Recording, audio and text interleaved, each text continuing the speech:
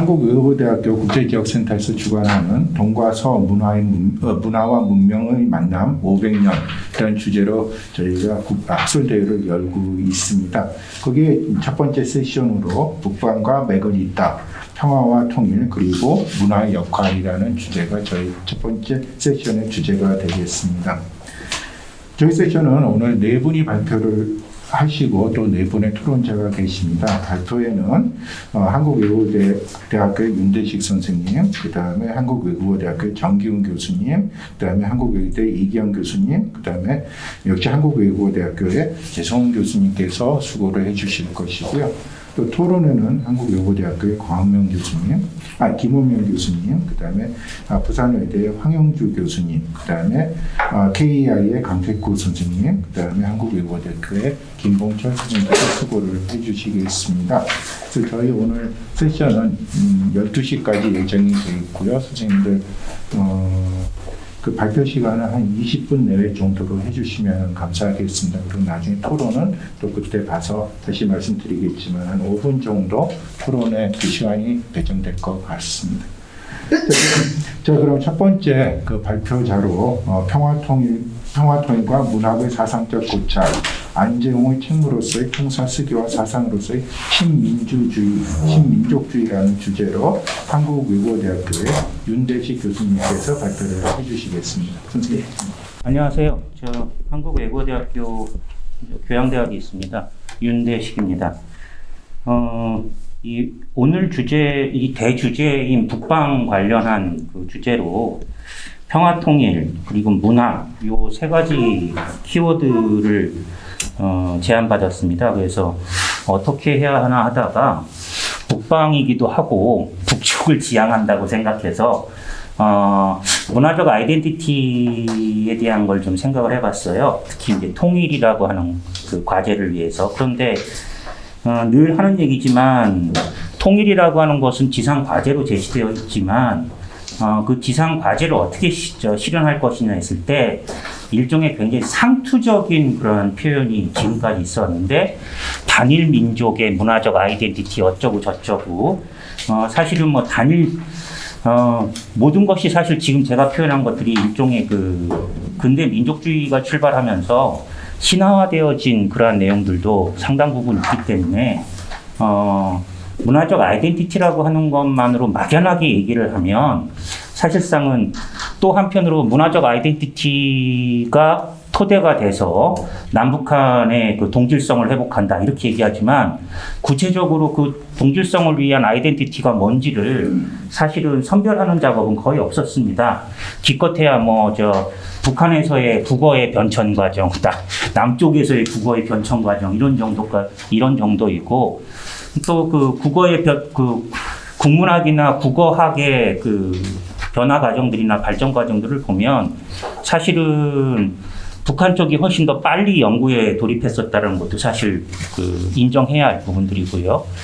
그런 면에서 보면 이런 상투성을 좀 달리 접근해야 되지 않을까 하는 생각이 들어서 그래서 이제 제가 생각해냈던 건 뭐냐면 문화적 아이덴티티라고 하는 것을 고민했을 때 도대체 뭐가 문화적 아이덴티티의 구성 요소일까라고 생각했을 때 물론 당연히 이제 역사와 운명의 공동체적 요소들일 테고 그래서 상고사 부분에 대한 걸 근대 그 일제 식민지 시기 지식인들이 얘기했던 것들 그런 것들을 고민해 보면 단순히 일제 식민지에 저항하기 위한 그런 민족적 정체성의 회복을 위한 수단으로서만 상고사 연구가 이루어진 게 아니라 해방 이후에 통일된 민족국가 수립에 우리가 사실은 아직은 그 과제가 유예가 되어 있는 상태이기 때문에 그와 같은 과제를 실현하는 그러한 몇 가지 예비적인 조건 중에 하나가 바로 이 상고사에 대한 이해이고 그건 이미 그 일제 강점기 때부터 그 민족주의 계열의 지식인들이 제시했기 때문에 남쪽과 북쪽으로 구별돼가지고 얘기되어질 것도 아니고요. 또 지금 오늘의 주제인 북쪽, 북방 이런 얘기를 한다면 뭐 그게 러시아가 되었건 만주가 되었건 중국이 되었건 또 궁극적으로 북쪽이라고 하는 북한이 되었건 그러한 그 대상들을 포섭할 수 있는 그러한 성립 선행 조건으로서의 단서들이 아닐까 그렇게 생각해서 상고사 부분에 좀 다시 한번 기업을 상기시키기 위한 주제를 잡았고요. 그러다 보니까 민족주의 계열의 그러니까 민족주의 사관이죠. 민족주의 사관으로서 조선 상고사를 제기했던 상당히 많은 지식인들이 제기를 했었습니다만 특히나 제가 선택한 건 이제 비타협 민족주의자로 알려진 안재웅의 조선 상고사 관견이라고 하는 글이 있습니다. 조선일보에 한 달 가까이 29회 정도 연재를 했던 건데 1941년도에 안재웅이 조선 통사라고 하는 책을 쓰다가 완성을 못 시키고 해방을 맞이합니다. 그리고서는 1946년, 47년도, 8년도 대한민국 정부 수립이 이루어지기 직전에 조선 상고사감이라고 하는 그런 단행본을 다시 엮어내는데 그 조선 상고사감이란 책에 사실은 초고가 조선 상고사 관견입니다. 관견이라는 건 이제 대롱으로 이렇게 쳐다보는 모습 해가지고 자기의 좁은 소견 이런 뜻이거든요. 조선 상고사에 대한 안재홍의 좁은 소견 이렇게 되어 있는데 사실 그게 1932년 3년도에 시작했던 조선학 운동하고 같이 맞물려 있습니다. 그래서 여러분 잘 아시겠지만 다산 정약용의 여유당 전설을 정인보하고 같이 번역했던 양반이 이 양반이고요. 조선어학회 사건으로 감옥에 갔던 양반이기도 하고 조선일보 사장을 그러니까 지금의 조선일보가 아니라 금광으로 부자가 돼서 조선일보 인수하기 전에 망하기 직전에 조선일보 사장을 하셨고 그리고 해방되기까지 딱 3명이 있습니다. 비타협, 그러니까 전향하지 않았던 민족주의 계열의 지도자가 3명 있는데 우파의 송진우, 좌파의 여운형 하면 중도파의 이 안재홍 이렇게 딱 3명이 비전향자입니다. 그리고 제 개인적으로 이제 한국 정치를 할 때 주로 삼고 있는 연구 대상인데 그러다 보니까 상당히 안재홍이 다방면에 걸쳐서 아주 방대한 그러한 저술 작업을 합니다. 사실은 지금과 같은 좀 태평성대에 태어났으면 사실 여기서 이렇게 토론하고 하는 거에 딱 적합한 인물인데 하수상한 세월에 태어나는 바람에 감옥에 9번 갔다 오고 결국은 만성적인 위궤양에 걸리는 이유가 일본 놈들 감옥이라는 게 지금은 그렇지 않겠지만 난방이 안 됩니다. 난방이 안 되고 그냥 돌바닥이거든요. 그러니까 몸 약한 사람은 거기서 그냥 내장까지 다 얼어가지고 그래서 만성 위궤양이고 조선 상고사감 권두원 서두를 보면 그렇게 해서 감옥에 나와가지고 보양도 못한 상태에서 책을 쓰고 있으니까 먼저 죽은 첫 번째 부인이 도대체 무슨 영광을 누리겠다고 그래? 몸도 추스리지 않고 이걸 하고 앉아있냐 그랬더니 근데 사실 이미 그때 자기 부인이 먼저 병들어 죽을 거라는 걸 예감했다고 해요. 그래서 내가 언젠가는 이걸 책으로 낼 건데 그때는 자네의 신선한 삶에 대해서 반드시 얘기하고 가겠다. 일종의 제가 보기에는 사모곡이죠. 사부인곡이죠. 그런 나름대로 낭만도 있었던 사람입니다. 굉장히 좀 진지하고 재미가 없는 사람이긴 한데 경기도 평택 사람이에요. 그래서 평택이 별로 그렇게 인물이 별로 안 나오는 지역인데 이건 잘라도 돼요.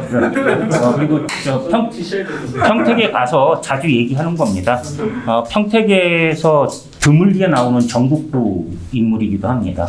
그래서 평택 사람들한테는 자부심 가져도 된다고 얘기를 했는데 납북돼서 북한에서 1965년도 죽습니다. 죽는 날이 3월 1일이에요. 공교롭게도. 그래서 추모식이 항상 3월 1일 날 열리는데 극적이죠. 3.1 기념식하고 같이 진행이 됩니다. 추모식이. 그리고 죽었을 때 65년도 그때가 언제냐면 또 미군이 북폭했던 그 시점이에요. 그래서 기사가 같이 나옵니다. 그 안재홍 서거하는 기사 한쪽은 그 미군 북폭, 하노이인가 북폭 이렇게 해서 기사 나왔던 그런 시기라서 굉장히 그 세계사적인 그러한 그 변동기에 살았다라는 걸 아주 죽는 날까지 그 보여줬던 그런 인물이기도 합니다. 근데 이제 제가 이 민족주의 사관에 대해서 이렇게 썩 달가워하지 않는 이유 중에 하나는 여기 전체 내용이 그렇습니다만 일단 대단히 그 발생학적 접근법을 사용합니다. 그러니까 본인은 와세다대 정치경제학부를 나왔기 때문에 이미 1911년부터 14년도까지 그 일본 유학을 갔다 오는데요. 와세다대 자체가 기풍이 좀 리버럴한 데다가 한국인 유학생이었으니까 당연히 또 당시 이제 1910년대 중반부터는 일본에서도 일종의 이제 다이쇼 데모크라시가 등장하기 직전이기 때문에 소셜리스트라든지 커뮤니스트들이 등장합니다. 그래서 대학에서는 상당히 그 급진적인 그런 사회 변혁 이론들이 소개가 되는데 그때 이제 아나키즘, 소셜리즘, 커뮤니즘이 소개될 때 이제 이 젊은 식민지 출신 젊은 청년이 당연히 봤을 수밖에 없죠. 자본론도 이때 있습니다.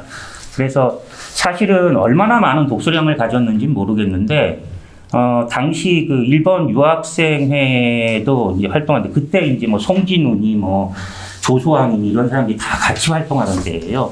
그래서 사실은 식민지 시기의 그 지성사적 그런 네트워킹을 보면 서로 다 연결이 되어 있습니다. 그래서 그 사람들이 좌우 이념으로 대립했다 이따위 소리는 사실은 그 나중에 태어난 놈들이 몰라서 그런 거고 이미 20대 초반부터 그 나라에 대한 고민을 했었던 굉장히 조숙했던 인물들이 또 더군다나 일본에 가서 유학 중에 그 모여서 의기투합을 했기 때문에 그런 사람들을 이념으로 구별하는 건 정말 무식한 짓인데요.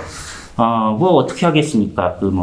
원래 교과서로 배운 놈들이 그렇게 하는 거니까 실제로 그 자리에 있었던 놈들은 사실 그게 아닌데, 근데, 그러다 보니까 본인은 상고사를 접근할 때 굉장히 사회과학적 방식으로 접근을 한다고 얘기를 합니다. 그런데 일종의 국가 유기체론적인 사고방식을 갖고 있어요. 그건 제가 보기엔 어쩔 수 없는 겁니다. 20대 초반에 근대 학문을 일본에서 배웠기 때문에 그것도 제국주의 일본에서 배웠기 때문에 당연히 유기체론적 사고방식은 진화론적 사고방식이 당연히 1910년대에는 또 그게 지대적이었으니까요.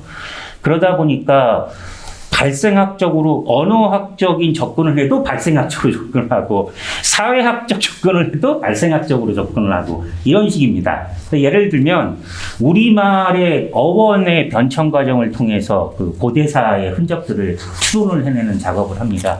신채호의 그 민족주의 사관을 받아들이면서도 비판하는 게 뭐냐면 신채호계에서는 사회과학적 방법론이 결여되어 있다는 거예요. 당연히 그렇죠. 신채호는 사회과학을 공부한 적이 없습니다. 사실은 성균관 출신이기 때문에 그런데 이제 인문학적 그 접근을 통해서 그 상고사의 그 비밀을 풀려고 했었던 거죠. 그러다 보니까 어원에 대한 접근을 했었던 거고 이 어원 접근을 주로 조선 상고사 관견에서 보여줍니다. 그래서 사실 읽고 있으면 이게 지금 말이 되나 하는 소리를 저절로 할 수밖에 없도록 되어 있습니다. 왜냐하면 흔히 우리를 배달민족이라고 하죠. 그 다음에 고대 사회를 아사달 이런 단어들라고 그러는데 그 단어들이 전부 사실 똑같은 단어입니다. 배달했을 때 배달이라는 건 사람 배라는 뜻이래요. 사람 배라고 하는 우리말 배를 갖다가 가지고 쉽게 얘기하면 배의 들이란 뜻입니다. 우리 고전 배울 때 셔벌, 서울, 서라벌 이렇게 되듯이 그런 식으로 이제 고어를 갖다 추적하는 거예요. 그러니까 배달민족이라는 건 배의 들판이라는 뜻입니다. 뭐냐면 뱃속이 생명을 잉태하는, 들판도 생명을 잉태하는 대지. 똑같은 단어예요. 배나 들이나. 그러면 그걸 어떻게 얘기하느냐. 생명을 잉태하는 배는 누구 거냐? 여자죠. 그렇죠? 그래서 아사달이라는 게 아시의 들이라는 뜻이랍니다. 그래서 아시의 들. 이게 바로 뭐냐면 옛 고대 모계 사회의 흔적을 얘기하는 것이 아사달이라고 하고 그래서 배달민족이라고 하는 거고 그걸 한자로 표현하면 평양입니다. 평평한 들판. 이게 평양이에요. 그러니까 고대사의 우리의 주 활동 무대가 평양이라고 하는 곳에서 있었는데 지금의 평양이냐 아니면 따로 불리는 평양이냐 이 얘기를 한다는 거죠. 사실은 그런 식의 그 출발을 하는데 근데도 저는 그 용납이 잘 안 되는 부분이 뭐가 있냐면 아니 그렇게 했다고 치죠. 아니 그걸 한자로 굳이 그러면 배달이니 뭐 아사다리니 이렇게 써놓는 이유는 또 뭡니까? 우리말이 충분히 있었는데. 그러니까 사실은 그건 좀 이해가 되지 않는 부분들인데 하여간 이런 식으로 진행을 어원 분석을 한 다음에요. 그 다음에 어떻게 하냐면 그 안재홍의 역사관 중에 제일 그 중요한 것 중에 하나가 뭐냐면 보편사의 흐름과 그 일국사의 특수성이 이렇게 접점을 이루는 그 지점에서 항상 역사는 변화하고 발전한다. 이러한 그 관점을 갖고 있습니다. 그래서 한국사는 단순히 한국사의 내재적인 발전 동력으로만 이루어지는 게 아니라 동아시아사와 세계사의 그러한 중층적 구조화에서 같이 맞물려서 움직인다는 거죠. 그건 상당히 사회과학적 마인드이기도 합니다. 근데 문제는 뭐냐면 이렇게 얘기하면서 고대사를 얘기하다 보니까 우리의 내재적 발전에 있어가지고 고대사 중에 그럼 그 고조선이라는 게 도대체 뭐냐라고 얘기를 하는데요. 저는 그게 이제 사실 우리의 문화적 아이덴티티의 단서라고 봐요. 그런데 보통은 기자조선, 그러니까 고조선, 단군조선에서 기자조선에서 위만조선, 보통 고대사의 패턴이 이렇게 나갑니다. 그건 이제 한국사 전공자들도 똑같이 인정을 하는 건데요.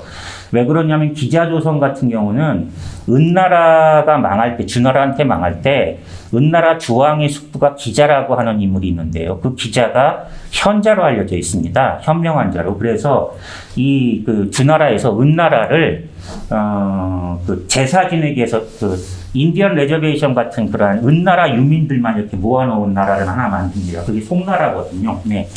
그 송나라에서 은나라의 제사를 지내게 해줍니다. 보통은 왕조 시대에는요, 한 왕조가 다른 왕조, 선대 왕조를 멸망시키면 대신에 그 제사를 지내줍니다. 그걸 인국이라고 하거든요. 그 원인 인자를 써서 인국이라고 해서 선대 왕조를 갖다가 대우해주는 건데, 그게 이제 조선이 고려 왕조 제사를 지내주고 하는 게 그겁니다. 그러니까 당군도 원고대에서 제사 지내주는 게 그런 이유인데, 그러다 보니까 어떤 일이 벌어졌냐면, 요 기자를 갖다가 송나라의 그 왕으로 삼는 게 아니라 주나라에서 봉읍을 조선 땅에다가 했다. 이렇게 얘기를 합니다. 그래서 기자조선이라고 하고, 훗날 조선의 성리학자들이 중화적 세계관 때문에 중화의 에센스를 우리가 계승했다라는 그 성립선행 조건으로 이 기자조선에 대한 이 신화를 그대로 따옵니다. 은나라 기자한테 우리가 그 에센스를 받은 나라다. 이런 식으로 얘기하거든요. 지극히 사대주의적인 역사관인데 그 기자를 이 사람이 뭐라고 얘기하냐면 그 기자가 아니라 은나라 기자가 아니라 똑같은 발음의 기자라는 거예요. 근데 그 기가 뭐냐면 우리 그런 거 있잖아요. 우리를 동이족이라고 부르죠. 그때 동쪽의 이족이라고 하는데 그 이는 오랑캐 이자라고 하는데 사실은 큰 활을 쏘는 자들입니다.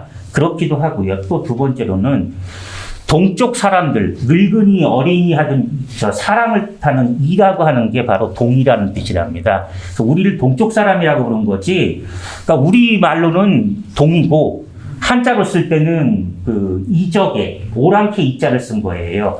그러니까 그 뭐뭐 사람이라고 하는 전미사 이가 사실은 기라고 하는 것으로 어원이 바뀌었다라는 거예요. 그러니까 사람의 나라 이렇게 해서 기자조선 그 기자랍니다.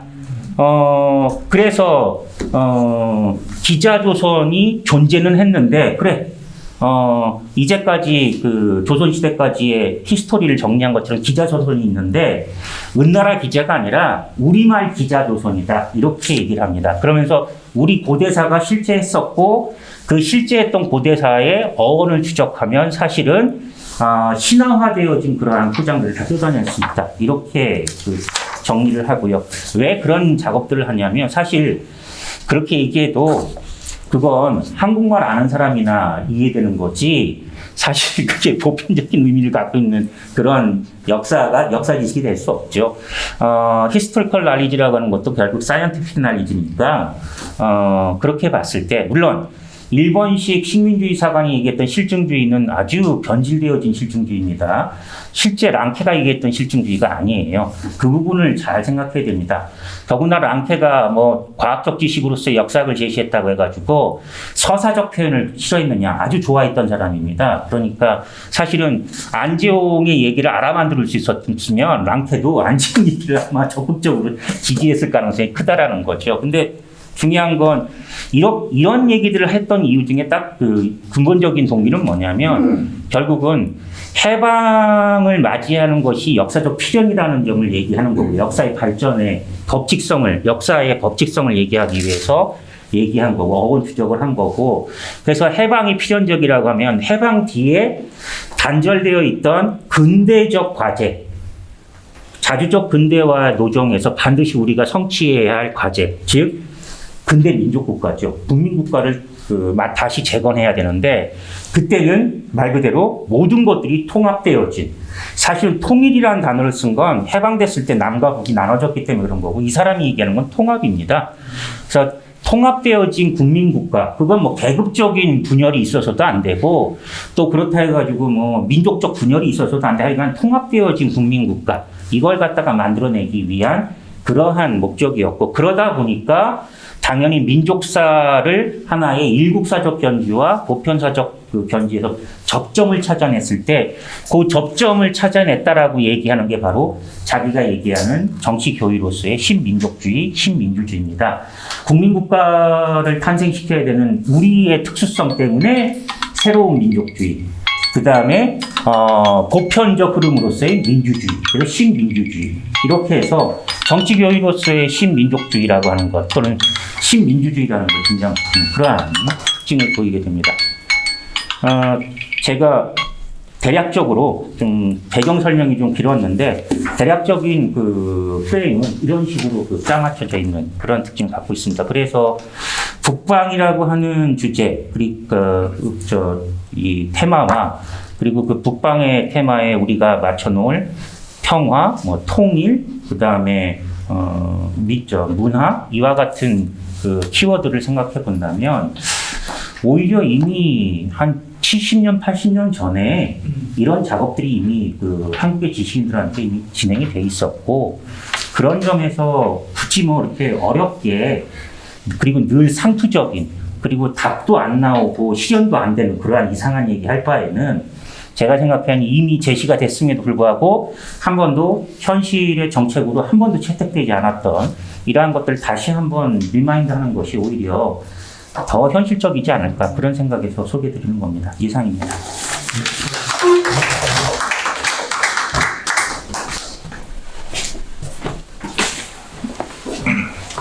네, 윤대식 선생님 발표 잘 들었습니다.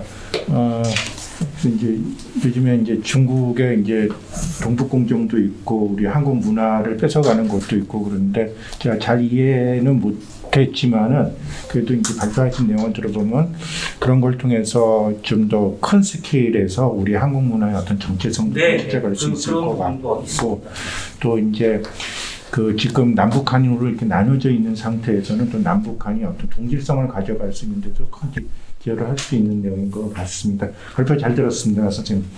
자, 다음은 우리 북방 정책과 평화통일, 그리고 공공외교 역할, 이론적 검토라는 주제로 한국외국어대학교의 정기훈 교수님께서 발표해 주시겠습니다. 이렇게 발표 시간은 제가 20분밖에 드릴 수가 없을 것 같습니다. 예, 시작하겠습니다. 한국외국어대학교 국제지역연구센터 정교입니다. 오늘 제가 발표할 내용은 북방정책과 평화통일, 그리고 공공외교 역할을 이론적으로 검토해보는 것입니다. 사실 이 논문들은 이제 제가 여기 계신 최성훈 교수, 이기영 교수와 함께 통일연구원 과제를 위탁받아서 진행하고 있습니다. 그래서 사실 저희가 이제 지난 1년 동안 평화통일 공공외교 추진 실태와 개선 방안, 전문가 인식조사라는 주제로 주변 4강의 전문가들이 한국의 통일과 그리고 한국의 공공외교에 대해서 어떠한 인식을 갖고 있는가라는 것을 확인하는 작업을 했습니다. 이제 곧 이제 결과를 발표를 할 텐데요. 말하기가 힘드네요. 좀 잠깐 벗고 하겠습니다. 그래서 이 제 제목에서 이제 보시면 아시겠지만 북방 정책과 평화 통일 그리고 공공외교 역할인데 북방 정책이 나오게 된 까닭은 이렇습니다. 사실 이제 노태우 정부 시절에 시작됐던 북방 정책이 각 행정부마다 명칭을 달리 했지만 몇 년 부절하게 계속 이어져 왔습니다. 그러다가 이제 문재인 정부에 들어와서 신북방 정책이 탄생을 했죠. 근데 북방 정책을 하는 목표가 뭐냐라고 이야기를 하다 보면 이제 초기에는 북방 정책이 대북 정책의 모습을 띄었던 게 맞습니다. 하지만 후기로 갈수록 대북 정책이라기보다는 하나의 국가 전략으로서의 성격을 갖추어가게 됩니다. 여기 지금 그림 1에 이 북방 정책이 어떠한 모습으로 변해왔는지를 쭉 이제 정리를 해놨는데 노태우에서 김영삼, 김대중, 노무현, 이명박, 박근혜, 문재인 정부에 이르기까지 각 행정부에서 어떠한 식으로 북방 정책을 추진했는지를 보여주고 있습니다. 그런데 결국 북방 정책이 대북 정책이 아닌 국가 전략으로서 작동을 할 때 이 대북 정책으로서 작동을 할 때와 다른 점은 무엇인가 하냐면 우리가 북방으로 나가기 위해서는 북한과의 협력이 필요하고 북한을 어쨌든 극복해야 되는 문제가 생깁니다. 이건 이제 우리한테 어떤 질문을 던지게 되냐면 결국 우리가 지금 통일을 원하는가? 라는 질문을 던지게 만듭니다. 그래서 여기 이제 보면 이 공공외교의 발전 과정을 통일 공공외교, 그 다음에 평화 공공외교, 그 다음에 평화 통일 공공외교로 지금 쭉 구분을 해놨는데요. 문제는 요즘 우리 국민들이 통일에 대하여 갖고 있는 감정 자체가 언젠가 되면 좋다. 하지만 지금은 싫다. 라는 게 사실은 보편적인 감정이라고 볼 수 있을 겁니다. 이건 해마다 통일연구원, 그 다음에 서울대 통일연구소 등이 실시하는 통일의식 조사를 보면 이 경향성이 갈수록 뚜렷하게 드러나고 있거든요.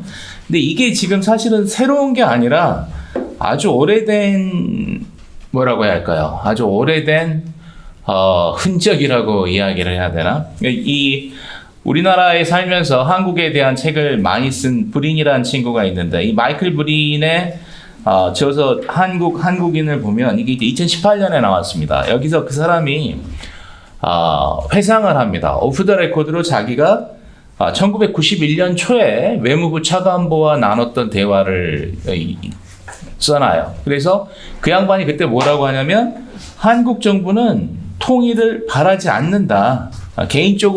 자기 개인적으로는 영원히 통일이 되지 않아도 무방하다. 오래 걸릴수록 좋다라는 이야기를 합니다. 이분이 누군가 싶어서 제가 사실은 열심히 역대 외무부 차관들을 찾아봤는데 브린이 이 글을 쓰면서 그분이 돌아가셨고 이제 시기가 지나서 오프 더 레코드를 풀어도 되니까 썼다라고 했는데 못 찾았어요. 정체가 누군지는 못 밝혔는데 아무튼 이미 90년대 초반에 외교부 고위 인사가 통일을 원하지 않는다라는 이야기를 했다라는 것은 우리 정부의 방향 설정이 어떤 식으로 이루어져 왔는지에 대한 어떤 반증이라고 해야 되나? 그런 이야기를 할 수 있겠죠. 그리고 사실 요즘 이제 그 정부 정책에서 통일 소리는 사라졌습니다. 평화 번영이지 통일 이야기는 지금 꺼내지도 않잖아요. 그래서 결국 이게 지금 우리에게 묻는 질문은 통일을 어떠한 형식으로 할 것인가의 문제가 됩니다. 초반에 통일 공공외교는 그때는 대북 정책을 통한 대북 공공외교와 그리고 해외에 있는 다른 국가들에게 우리의 통일의 당위성을 역설하는 그런 공공외교로 시작을 했다면 이제 그러한 초기의 통일 공공외교들이 중반에 가면 이제 평화외교로 바뀌게 됩니다. 이제 평화 공공외교로 이제 모양새를 바뀌게 하고 김태환 교수 같은 경우에 평화 공공외교란 적극적 평화라는 가치와 규범을 반영하는 프로그램을 포함 내외 국민에 대한 담론 소통 활동을 통해서 평화 안보에 대한 공유하는 의미를 확립하고 이를 확산 내재와 재래함으로써 궁극적으로 동북아시아의 평화안보 실천 공동체를 구성하고자 하는 상호 구성적 주창형 정책 공공외교다라고 정의하고 있습니다. 사실 굉장히 길게 이해하고 있는데 이게 무슨 말이냐면 우리가 원한다고 되는 게 아니라 주변 사람과 우리가 똑같이 서로 생각하면서 주고받는 가운데 우리의 통일의 모습을 그려나가야 된다. 그리고 이제 김태환 교수 같은 경우 이제 공공외교 분야에서 그래도 우리 국가에서는 굉장히 많은 공헌을 하신 분이긴 하지만 이분이 이제 요즘 와서 이야기하는 건 주창형 공공외교, 즉 일종의 어떤 구성주의적인 공공외교를 이야기를 하고 있습니다.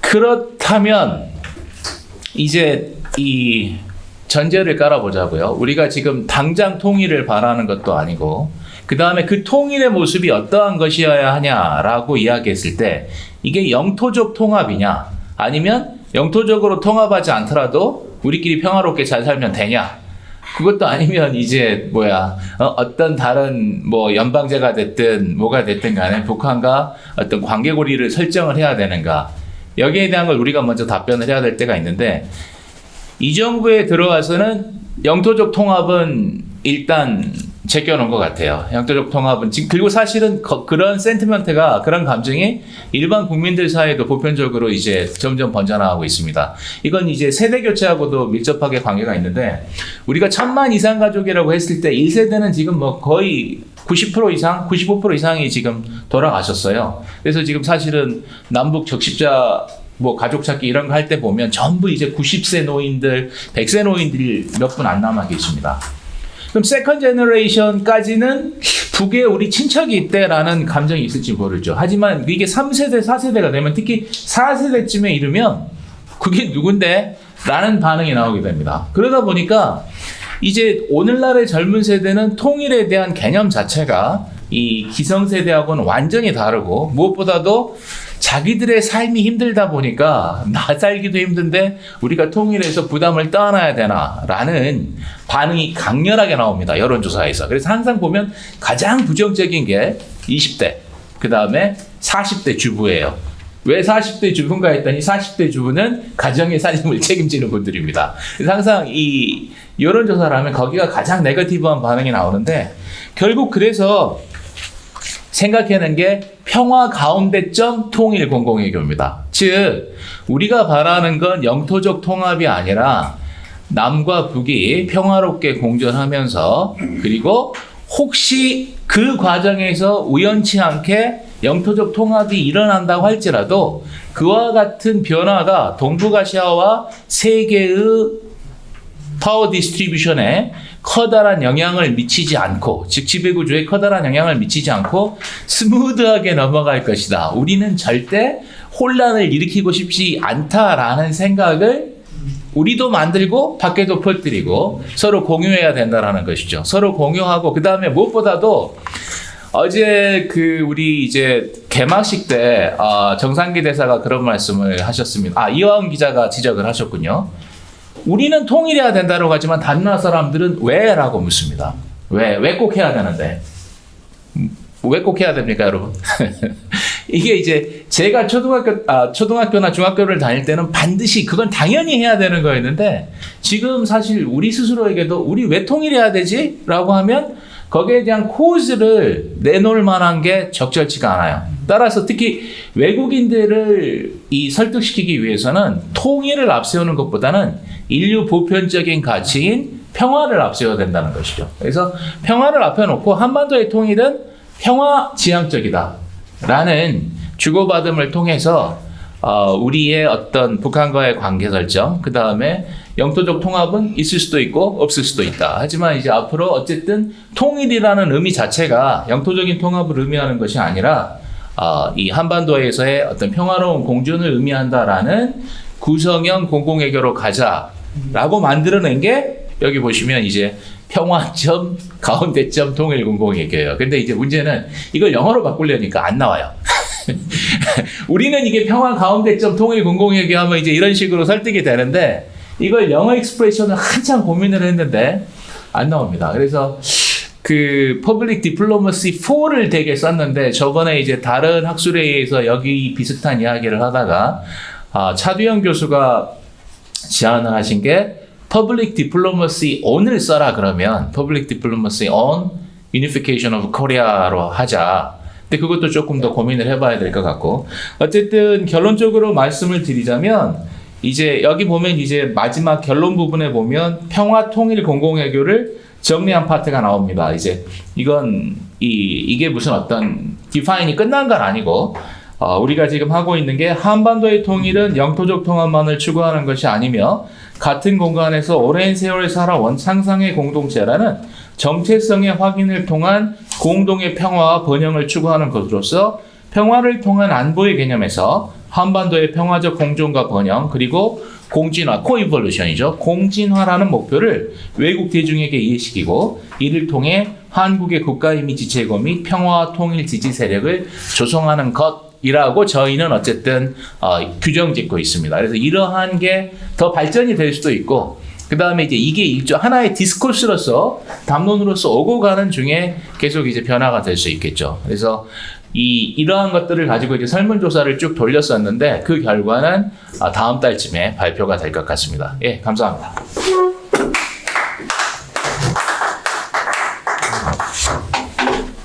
예, 정기훈 교수님, 북방 정책과 평화 통일 공공외교의 이론적 검토라는 주제로 발표해 주셨는데 말씀 잘 들었습니다. 좀 말씀을 듣다 보니까 좀 여러 가지로 생각을 하게 됩니다. 저도 통일에 대해서 그렇게 적극적이지 않는 사람 중에 한 사람이라고 생각이 되고요. 근데 이제 뭐 제가 토론할 건 아니지만은 이제 저희 이산 가족이 이제 없어진다고 얘기를 하셨는데 또 반면에 그 세터민들이 많아지기 때문에 그런 것도 한번 그 변수로서 이렇게 생각해 보시면 어떨까 싶고 이제 한 가지 조금 이렇게 우려되는 거는 이제 중국이라는 엄청난 그 세력이 있고 북한을 병합하려는 생각조차도 갖고 있는 것 같은데 그런 상황에서 우리가 먼저 나서서 우리 통일 안 오네 이렇게 얘기하면 혹시 빌미를 주는 거 아닌가라는 그런 생각도 잠깐 들었습니다. 네, 교수님 말씀 잘 들었습니다. 쉬는 시간 없이 그냥 발표는 진행을 하도록 하겠습니다. 다음은 평화통일, 공공외교와 문화, 중국이라는 주제로 한국외국어대학교의 이기영 교수님께서 발표를 해주시겠습니다. 네, 반갑습니다. 예, 한국외대 이기영입니다. 앞서서 발표를 하신 두 분 선생님들께서는 좀 굉장히 내공이 좀 있는 그런 좀 깊이 있는 논문이었다고 한다면 제가 오늘 좀 발표할 거는 방금 정기훈 교수님께서 말씀하신 것처럼 프로젝트의 일환으로서 진행됐던 이제 설문조사의 결과에 대해서 좀 이렇게 주요 안내해드리는 그 내용들을 주로 담고 있습니다. 그래서 조금 그 결과의 의미는 되게 무겁습니다. 이제 우리가 시사점도 되게 많고 그런데 이제 학술적이라기보다는 정책적인 어떤 시사점들을 좀 많이 담고 있는 그런 논문이라고 보시면 될 것 같고요. 그 연구의 목적 자체가 한국의 이제 대중국의 평화점 통일 공공외교를 평가하고 그리고 또 전문가 인식조사에 대한 어떤 결과를 저희가 분석한 그 내용을 담고 있습니다.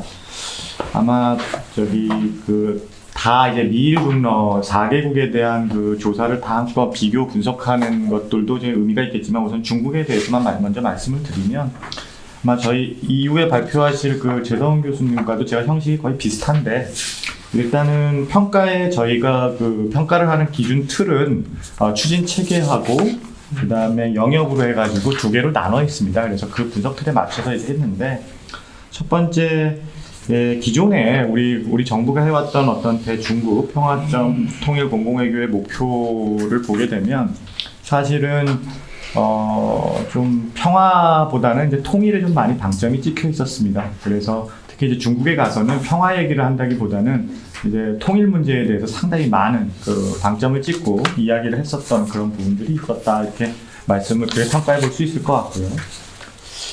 그리고 주체의 측면에서 본다 그러면 평화통일 공공외교라는 어떤 그 특성상 평화 통일 이거 자체가 기본적으로는 이제 주제 자체의 민감성 때문에 지식이나 정책 공공외교를 주로 이제 지식을 전달하거나 정책을 많이 얘기하는 그런 공공외교가 주를 이루었기 때문에 결국 공공외교 주체들도 정부나 1.5 트랙들이 굉장히 많은 성과를 냈고 그리고 주요 활동을 했다 이렇게 볼 수 있을 것 같습니다. 그러나 그런 부분에 그렇다 보니까 상대적으로 민간의 역할이 좀 다소 아쉬웠다라는 그런 어떤 평가를 해볼 수 있을 것 같고요. 다음은 이제 자산과 대상의 문제인데 자산들은 주로 다 대부분은 한국의 어떤 대북 정책을 좀 이렇게 소개하거나 또는 어떤 한국의 어떤 뭐 그 통일, 뭐 정책, 통일, 뭐 의지, 뭐 이런 것들에 대한 얘기들을 많이 했고, 그다음 활용을 했고, 그리고 대상들도 주로 그 평화나 통일 문제에 대해서 일반 대중을 상대로 한다기보다는 대부분 그 좀 남의 나라, 그러니까 타국의 어떤 그런 어떤 이런 민감한 정치적 이슈에 대해서 상당히 좀 관심들이 없기 때문에 결국은 좀 전문가들에게 그 국한되어 있었던 그런 뭐 한계들이 좀 있었습니다. 그리고 마지막으로는 이제 매체인데, 매체 역시도 마찬가지입니다. 매체도 주로 이제 전문가 회의체라든지 어떤 뭐 오피니언 리더들을 대상으로 한 그런 어떤 회의체가 주로 이루었고요. 좀 아쉬웠던 거는 뭐 다양한 뭐 언론이라든지 아까 저기 뭐죠 뭐 인터넷 뭐 매체라든지 아니면 문화 매체라든지 이런 것들을 좀 활용하는데 좀 제약이 있었다, 이렇게 말씀을 드릴 것 같습니다. 영역은 이제 세 가지로 나뉘어지는데요. 지식 공공외교하고 이제 문화적 공공외교, 정책 공공외교인데 비슷합니다. 주로 이제 지식 외교의 차원에서 본다 그러면 지식 전달을 하는 거기 때문에 주로 그냥 단순하게 이제 대북 정책, 뭐 평화 정책, 뭐 이런 것들, 그러니까 정부 정책을 갖다 홍보하는데 좀 국한돼 있죠. 그러다 보니까 사실 우리가 뭐 평화라는 거를 좀 얘기할 때 뭐 나름대로의 그 한국적인 컨텐츠를 좀 만들어서 역사적인 어떤 전통과 좀 맥을 짓는 그런 어떤 정교한 콘텐츠를 만드는 데는 아직까지 한계가 좀 있었고, 그런 것들이 주로 그냥 일방적으로 그냥 한국 정부의 정책을 좀 이렇게 홍보하는 뭐 그런 지식 전달에만 좀 있었다. 그래서 그런 부분이 조금 아쉬운 측면들이 있었고, 그 다음에 두 번째로는 이제 문화 외교인데, 사실 공공외교 차원에서 문화라는 어떤 그 수단은 되게 중요한데, 평화통일 공공외교 차원에서 본다고 보면 문화라는 게 좀 사실 뭐 직접적인 그 문화라는 수단의 효과를 기대하기는 좀 힘들었던 측면이 있습니다. 그리고 사실 중국 같은 경우는 여러분들도 이제 언론지상에서 많이 보시게 되겠지만은 사실 한류라는 그런 어떤 영향력이 상당히 뭐 중국에서 있었지만, 이게 이 평화와 통일 뭐 이런 문제와 뭐 북한 이렇게 끼기 시작하면 이제 중국에서는 조금 좀 오히려 역작용이 나거나 부작용이 나는 그런 사례들이 좀 있었던 것 같아요. 그래서 대표적인 케이스가 이제 BTS가 미국에 가서 한국 전쟁과 관련된 이런 어떤 언급을 하는 그런 과정이 뭐 미국 가서 한 건데요. 미국 가서 한 건데 막 중국 친구들이 상당히 뭐 반발을 하거나 뭐 이런 부분들이 있어서, 이게 또 한국 전쟁과에 대한 어떤 중국의 입장 뭐 이런 것들이 좀 있어서 좀 이렇게 좀 문화라는 수단 자체가 좀 이렇게 오히려 좀 잘 활용이 잘 안 되는 그런 측면들이 좀 있었다, 이렇게 평가해 볼 수 있고요. 마지막으로 그 정책 공공외교 차원에서 본다 그러면 상당히 뭐 높은 점수를 줄 수 있을 것 같습니다. 뭐 1.5 트랙 차원, 뭐 정부 부처들이 상당히 많이 평화라든지 뭐 그 통일에 대해서 많은 그 외교를, 그러니까 공공외교 차원에서 뭐 되게 활동들을 했기 때문에 뭐 그런 부분에서는 좀 어느 정도 좀 평가를 해볼 수 있다, 이렇게 얘기를 해볼 수 있을 것 같습니다. 자, 이제는 본격적으로 이제 그 중국 전문가들을 대상으로 한 어떤 설문조사 결과를 좀 말씀드릴 것 같은데요. 저희가 뭐 자세하게 여기서 내용은 담지는 않았습니다. 이게 아직 발표되지가 않은 미발표 그 자료가 발표되기 전이어서 주로 그냥 핵심적인 포인트만 제가 말씀을 드릴 건데, 주요 특징들을 보게 되면 중국 쪽에서는 대체적으로 한국의 공공외교 전반에 대해서, 그러니까 뭐 일반적인 그 통일평화 말고 그냥 공공외교에 대해서 생각보다 높게 평가했습니다. 이게 좀 미국이나 일본 이쪽 그 조사보다 조금 다르게 나타난 측면인데, 그러니까 뭐냐면 한국이 공공외교 잘했다, 열심히 했다, 뭐 이런 이야기들을 좀 했습니다. 이게 좀 의외의 결과인데, 그런데 이제 반면에 실질적으로 그러면 한국 정부가 뭐 한국이 어떤 공공외교라는 걸 통해 가지고 실질적으로 그 평화와 통일과 관련된 어떤 실질적인 효과를 좀 얻었느냐, 그런 부분에 있어서는 좀 다소 유보적이거나 좀 부정적인 평가가 나타났습니다. 요거는 뭐 다른 국가들하고도 좀 비슷한 건데, 이제 과정의 측면에서 어쨌든 중국이 좀 더 이렇게 높이 평가한 이유를 좀 이렇게 궁금하게 생각해 볼 수 있는데, 이건 뭐냐면 그냥 제가 개인적으로 이제 추론을 해보면, 미국 친구들은 돈 받으면은 별로 이렇게 좋아하는 것 같지 않습니다. 뭐 돈 많이 쓰거든요, 공공유치원에서. 그런데 중국 친구들은 그래도 그 돈 받는 거에 대해서 좀 감사해야 하는 것 같아요. 그러니까 뭐냐면 여기 이제 전문가들이 대부분 한국을 좀 한반도 문제에 대해서 알고 있는 그 분들이기 때문에 똑같이 미국도 그렇습니다. 그런데 공공의료 차원에서 상당히 많이 나름대로 한반도 전문가라는 걸로 이제 한국 정부든 하여튼 한국의 1.5트랙이든 뭐 재단이든 민간에서도 대우를 해준다는 거에 대해서 일정 정도 많은 접촉 빈도가 있었다라는 거죠. 근데 그에 반해서 미국의 더 예산을 많이 쓰는데 분명히 예산을 훨씬 많이 쓰거든요, 미국에. 근데 그거에 비해서 미국 사람들이나 일본 사람들은 조금 그 평가가 낮았다라는 부분이 좀 대비점이고요. 또 하나는 이제 그 한국의 평화통일 공공외교가 뭐 아직까지는 그냥 정부 주도형이다 이렇게 평가를 합니다. 결국은 이제 사실 민관 혼합형이라든지 민간의 역할이 뭐 역시 여전히 낮을 수밖에 없다. 이거는 어떻게 보면 당연한 결과인 것 같습니다. 앞부분에서 말씀드린 것처럼 평화라는 통일이라는 그 주제 자체가 좀 정치적인 어떤 이슈와 연결이 되기 때문에 그런 것 같고요. 그 다음에 요게 좀 이제 우리가 좀 주목해봐야 될 포인트인데, 그러니까 중국 쪽에서는 그 한국의 평화통일 공공외교가 이제 목표 설정이라든지 어떤 방향성에서 장기적인 어떤 관점보다는 너무 단기적인 어떤 그 이익에 좀 이렇게 포커스를 맞추고 있는 거 아니냐 이런 그 인식들을 하고 계시더라고요.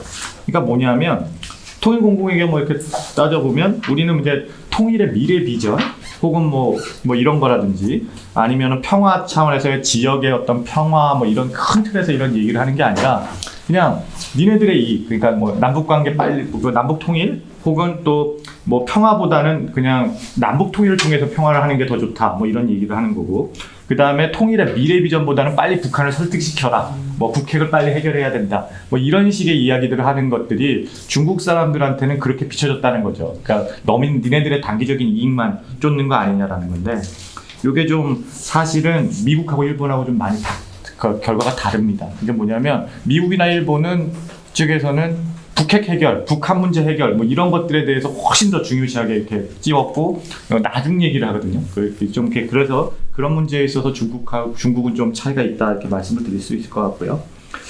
그 다음에 이제 매체에 대한 평가를 보게 되면 물론 이제 정책 공공외교의 수단이었다기보다 아까 전에 말씀드린 것처럼 정책 자산을 주로 활용하다 보니까 매체들도 좀 회의체에 국한되어 있는데, 뭐 중국 분들도 다양한 어떤 뭐 문화 예술 뭐 매체라든지 아니면 스포츠 뭐 이런 것들을 통해서 한번 좀 매체를 좀 다양화시키는 거에 대해서 좀 필요하다 이렇게 동의를 좀 해주셨고요.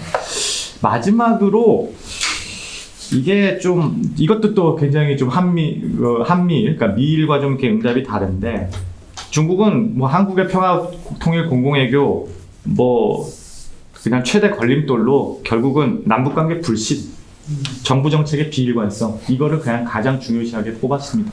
이것도 그러니까 그 미일 쪽에서 나오는 거는 북한이 핵 문제에 대한 해결 의지가 없다 뭐 이런 거라든지 아니면 빨리 북핵 문제를 해결해야 된다 뭐 이런 것들이 평화통일 공공외교를 하는 데 있어서 걸림돌이라고 꼽았다면, 여기는 그게 아니라 한국 정부가 빨리 남북관계 불신을 해결하고 그 다음에 정부 정책을 갖다가 정부에 따라서 막 통일 정책이 바뀌는 거 이런 것들을 빨리 개선해야 된다는 걸 굉장히 많이 강조를 하고 있다라는 거죠. 그런 차이가 있었습니다.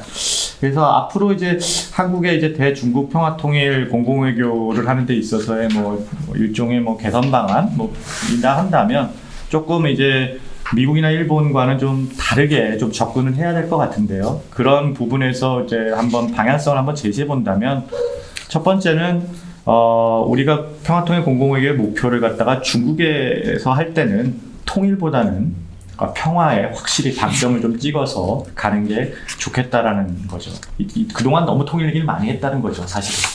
그리고 두 번째는 중국하고 얘기할 때는 중국이 사실은 뭐 가치 연대에 별로 관심이 없습니다. 중국은 여전히 그 번영입니다. 그러니까 경제적인 성장, 경제적인 협력, 어떤 뭐 그런 협력들을 많이 갖추고 있기 때문에 결국은 공동 번영에 대한 그 문제들, 그러니까 중국하고 같이 번영할 수 있다. 경제 협력을 통해서 남북 경제 협력과의 연계를 통한 뭐 이런 이야기들이 좀 구체적으로 좀 제시될 필요가 있다. 우리가 뭐 요즘 뭐 신북방과 뭐 중국의 1대1로의 연계에 대해서 뭐 고민들을 하는데, 사실 뭐 많은 분들이 가서 그런 얘기를 합니다. 많은 분들이 가서 얘기를 하는데 항상 이제 좀 공허한 게 뭐냐면 우리가 가지고 있는 구체적인 컨텐츠가 없어요. 그러니까 중국 사람들이 원하는 거는 좀 더 구체적인 걸 갖고 와라. 아주 이렇게 좀 시나리오도 좀 잘 짜보고. 근데 우리는 잘해야 된다. 물론 중국 친구들도 그래요. 중국 친구들도 우리도 잘해야 된다. 우리 구체적인 거 컨텐츠 없는데. 근데 이제 좀 우리가 아쉬운 거는 우리가 중국한테 좀 이렇게 부탁을 해야 되는 입장이기 때문에 특히 공공이익이라는 건. 그래서 뭐 우리가 조금 이렇게 혹할 만한 어떤 구체적인 컨텐츠를 좀 가지고 가서 얘기를 한다면 뭐 그런 부분에 있어서는 좀 있을 것 같고요. 다음으로는 이제 민간 역할의 확대입니다. 그러니까 이게 너무 이제 정부 차원에서 막 1.5 트랙 차원에서 한다라는 거죠. 어떻게 민간이 좀 그 역할들을 확대할 것인가. 그러면 아마 정부나 뭐 1.5 트랙에서 할 수 있는 역할은 민간들이 자발적으로 이렇게 할 수 있는 컨텐츠, 좀 정교한 컨텐츠들을 좀 개발할 수 있는 지원을 좀 많이 해줘야 될 것 같습니다. 그게 이제 문화 행사 뭐 이런 것들과 다 연결이 될 수 있을 텐데 이거는 이제 새로운 자산 만들기의 영역입니다. 사실 문화자산하고 어떻게 연결시킬 수가 있는가가 좀 상당히 어려운 문제인데 사실 지식 정보의 확장을 한다라는 게 단순히 오피니언 리더라든지 전문가만 대상으로 했을 때보다 중국 대중들에게 있어서 확장될 때 문화라는 걸 가지고 문화 매체라는 걸 가지고 문화적인 어떤 수단을 갖고 좀 더 이제 한반도의 어떤 평화 이미지 그러고 그 이어서 뭐 자연스럽게 어떤 통일까지도 그것이 중국 대중들에게 이익이 된다 나에게 직접적으로 뭔가 관심을 끌 수 있다라는 그런 어떤 그 연계가 돼야 되거든요. 그래서 그런 자산들 매체 활용 뭐 이런 부분들에 대해서 좀 우리가 많이 좀 노력을 좀 해야겠다라는 생각을 해봅니다. 그리고 우리가 이제 뭐 그러면서 이제 소위 말하는 K-팝, 뭐 K-드라마, K-뷰티 뭐 이런 부분에 있어서 굉장히 우리가 뭐 우월하다라고 생각하는데 이런 그 한류에 대한 맹신도 좀 버려야 되는 그런 것도 좀 있는 것 같고요. 중국에 대해서. 그래서 좀 그러니까 평화, 공동 번영 이런 어떤 보편적 가치들을 좀 더 기존 한류에 어떻게 녹일 수 있는가 이런 부분에서 BTS는 잘하고 있는 것 같은데요. 전 개인적으로. 근데 중국이 좀 BTS 어떻게 될지 모르겠습니다. 그리고 마지막으로 강조드리고 싶은 거는 결국은 남북협력이 무엇보다 중요하다. 그래서 설문조사에서 나타난 것처럼 중국 측 응답자들은 한국이 그러니까 통일과 평화 공공화에 있어 가장 중요한 것으로 남북협력의 어떤 그거를 이제 먼저 꼽고 있기 때문에 우리가 남북협력이 잘 된다 그러면 자연스럽게 우리가 이제 당당하잖아요. 그런 부분에서 있어서 좀 대중국 공공외교를 하는데 상당히 좀 유리하지 않을까라는 생각을 해봅니다. 이렇게 제 발표를 마치도록 하겠습니다. 평화통일 공공외교와 문화 중국이라는 주제로 외국어대학교 이기영 교수님께서 발표를 해주셨습니다. 발표하시는 동안 이 한반도 주변 정세와 관련해서 이 통일과 관련돼서 그 어려움을 말씀을 해주셨고요. 또 이제 중국을 설득하기 위해서는 공공외교가 어떻게 접근을 하는 게 좋을까라는 거에 대해서 이제 그 커다란 어떤 가이드를 제공해 주신 것 같습니다. 말씀 잘 들었습니다. 이어서 평화통일 공공외교와 문화 러시아라는 주제로 한국외국어대학교의 재성훈 교수님께서 발표를 해주시겠습니다. 선생님. 제가 먼저 서두에 좀 말씀드리고 싶은 것은 이제 통일에 대한 문제를 조금 이제 오늘도 조금 나왔지만 그 문제를 말씀을 드리고 싶습니다. 물론 이제 통일이라는 것이 과거의 민족적인 어떤 사명, 숙명이라고 하는 것에로만 이제는 호소하기 좀 어려운 상황이 됐다고 봅니다. 근데 이제 지금은 이제 통일을 바라보는 입장들이 저는 이제 이명박 박근혜 정부를 거치면서 이게 더 확고해졌다고 보는데 이른바 정치 경제적 프로젝트로서의 성격을 많이 갖게 됐다고 봅니다. 그래서 결국에는 안보와 번영을 어떻게 더 증진시킬 것인가에서 통일을 바라보기 시작했다 합니다. 근데 이제 모든 어떤 정치 경제적 프로젝트들이 이익만으로 수행되지 않거든요. 그러니까 이데올로기와 이익이 결합해야만 그 효과가 있습니다. 결국. 그런 면에서 민족적 사명이다, 숙명이라는 것은 여전히 통일을 당연히 이야기할 때 따라다닐 수밖에 없다라는 생각이 듭니다. 그리고 또 한편으로는 우리 이승용 교수님께서 그와 관련된 말씀 좀 지적을 해주셨는데 평화는 누구와도 할 수 있죠, 사실. 통일은 북한과만 할 수 있는 겁니다.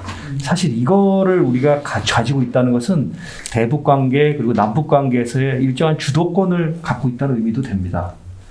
이거를 포기하는 것은 별로 국익에 도움이 안 된다고 저는 생각합니다. 그리고 이제 이 남북 관계 남북 협력, 한반도에서 협력의 주도권 자체는 결국 동북아 협력이나 유라시아 협력에서의 지렛대 역할을 할 수 있습니다.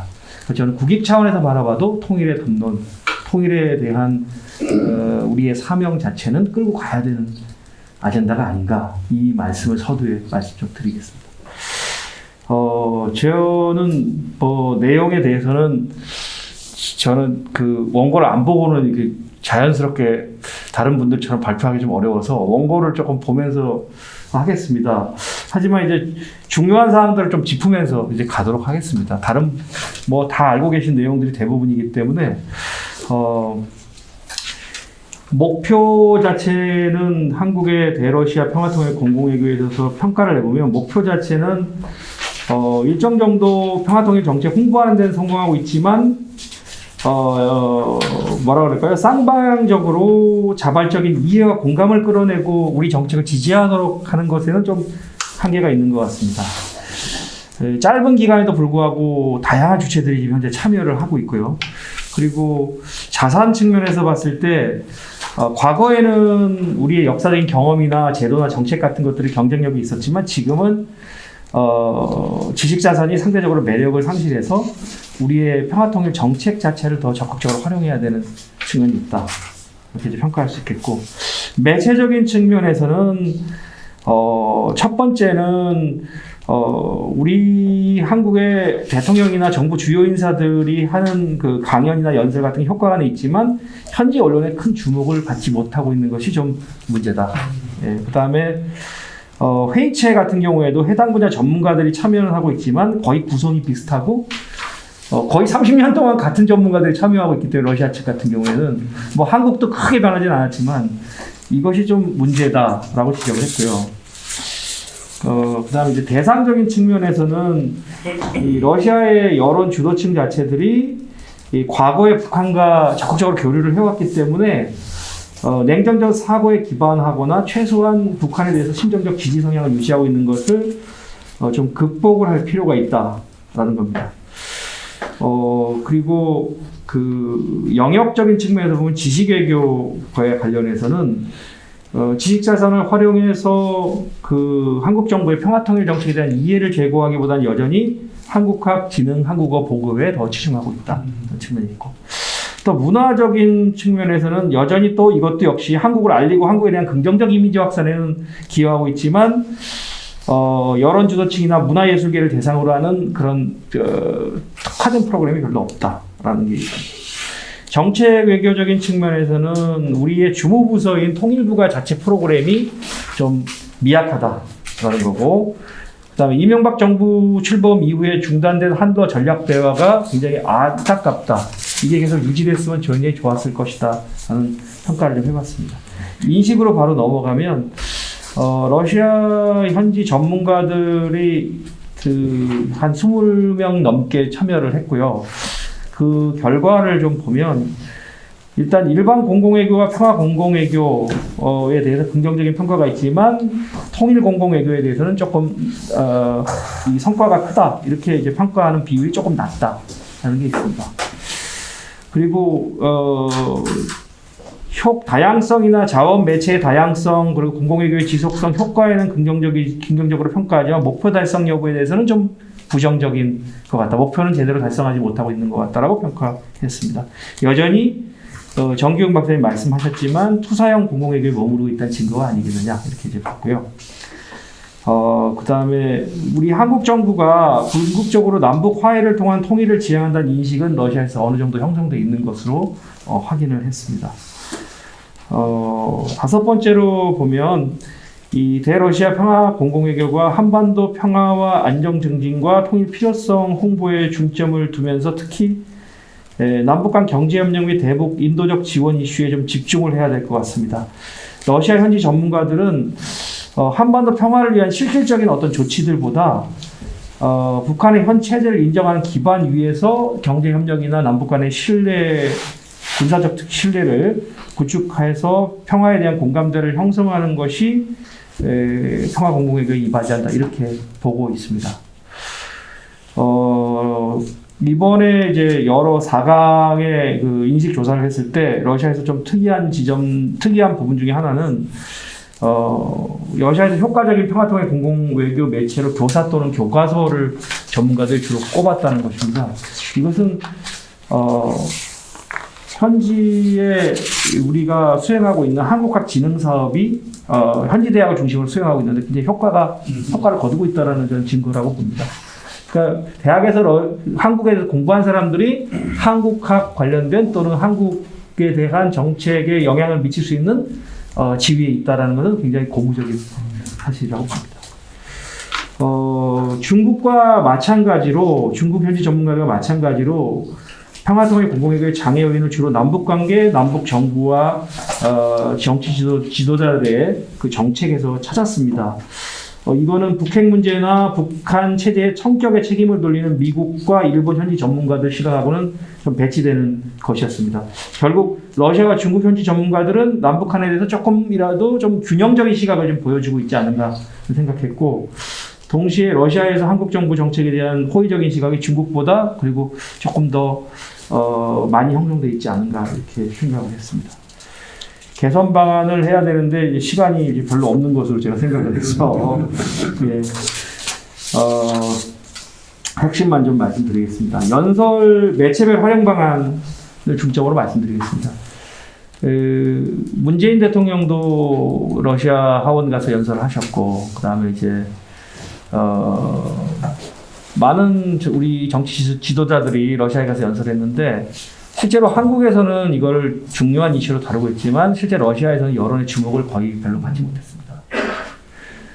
그래서 그 라디오 출연했을 때 그런 질문을 받으면 되게 제가 난감합니다, 항상.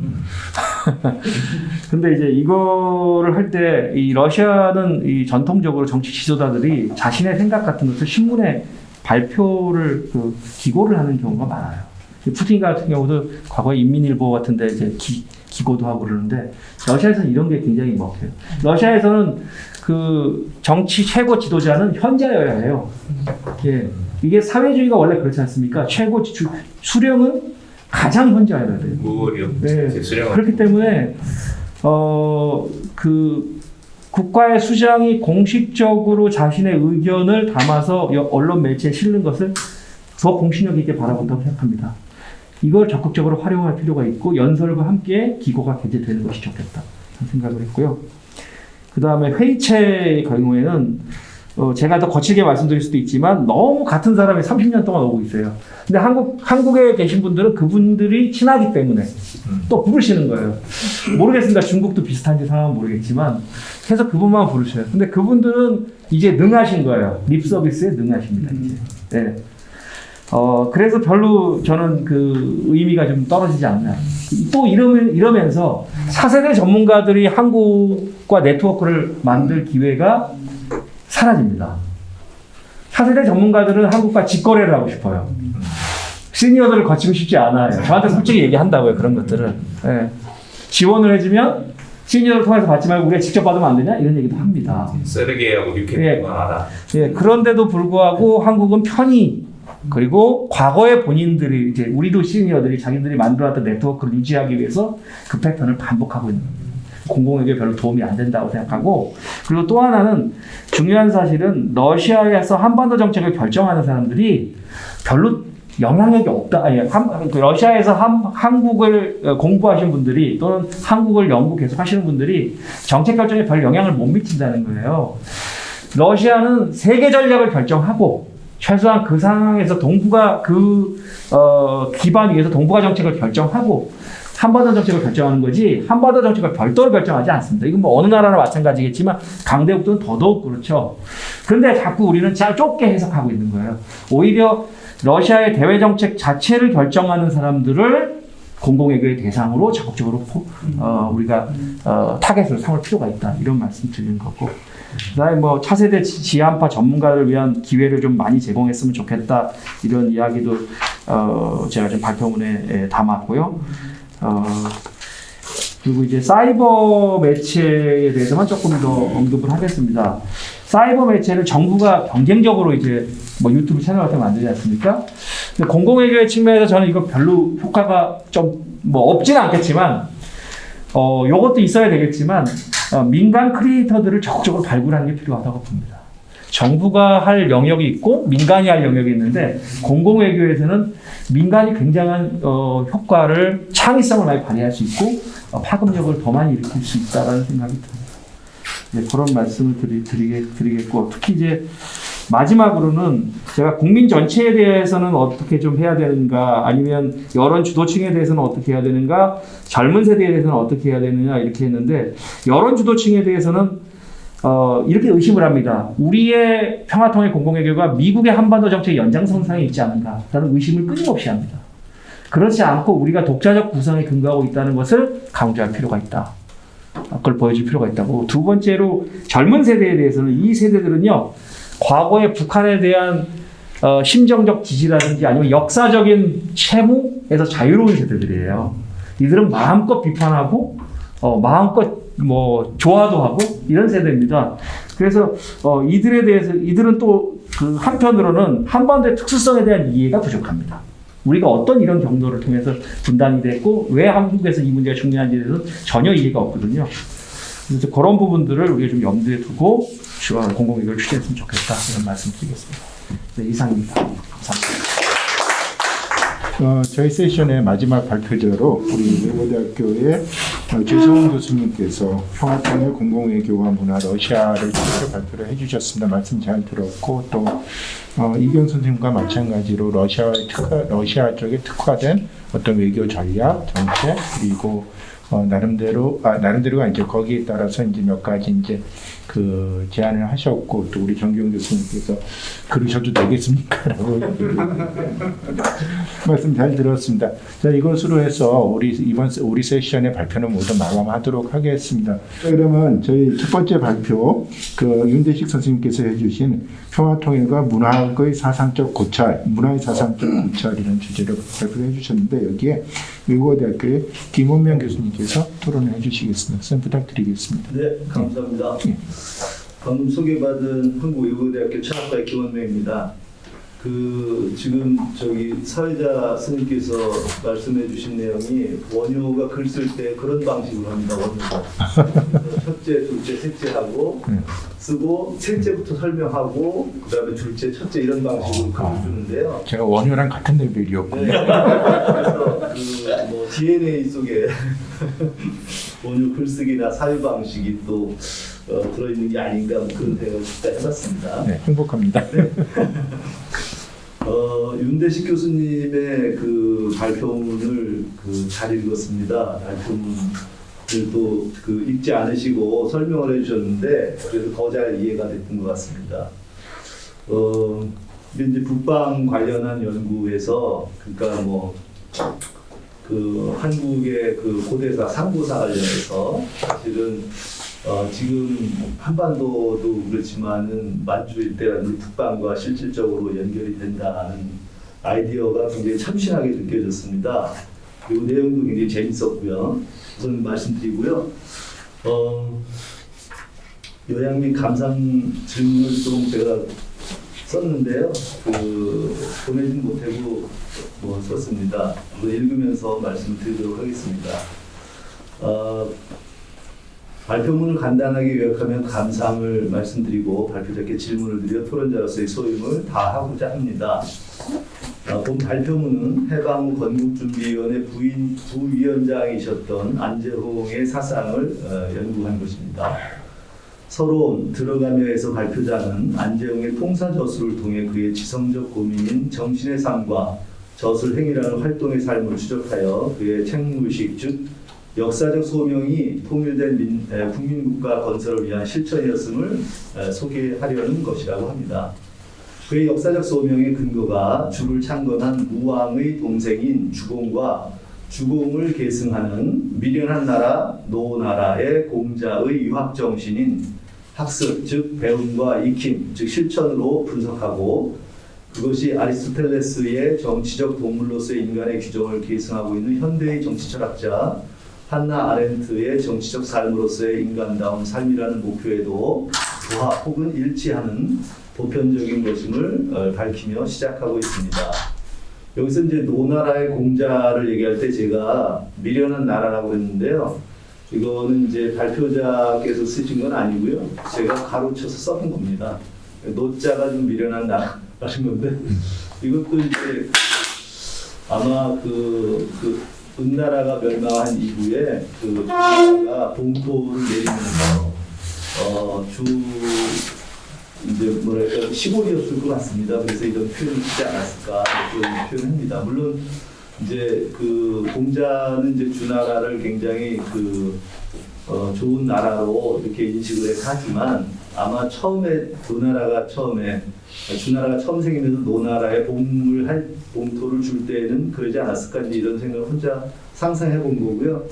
실제로는 지금 발표하는 아무 관계가 없는 저의 그 상상이었습니다.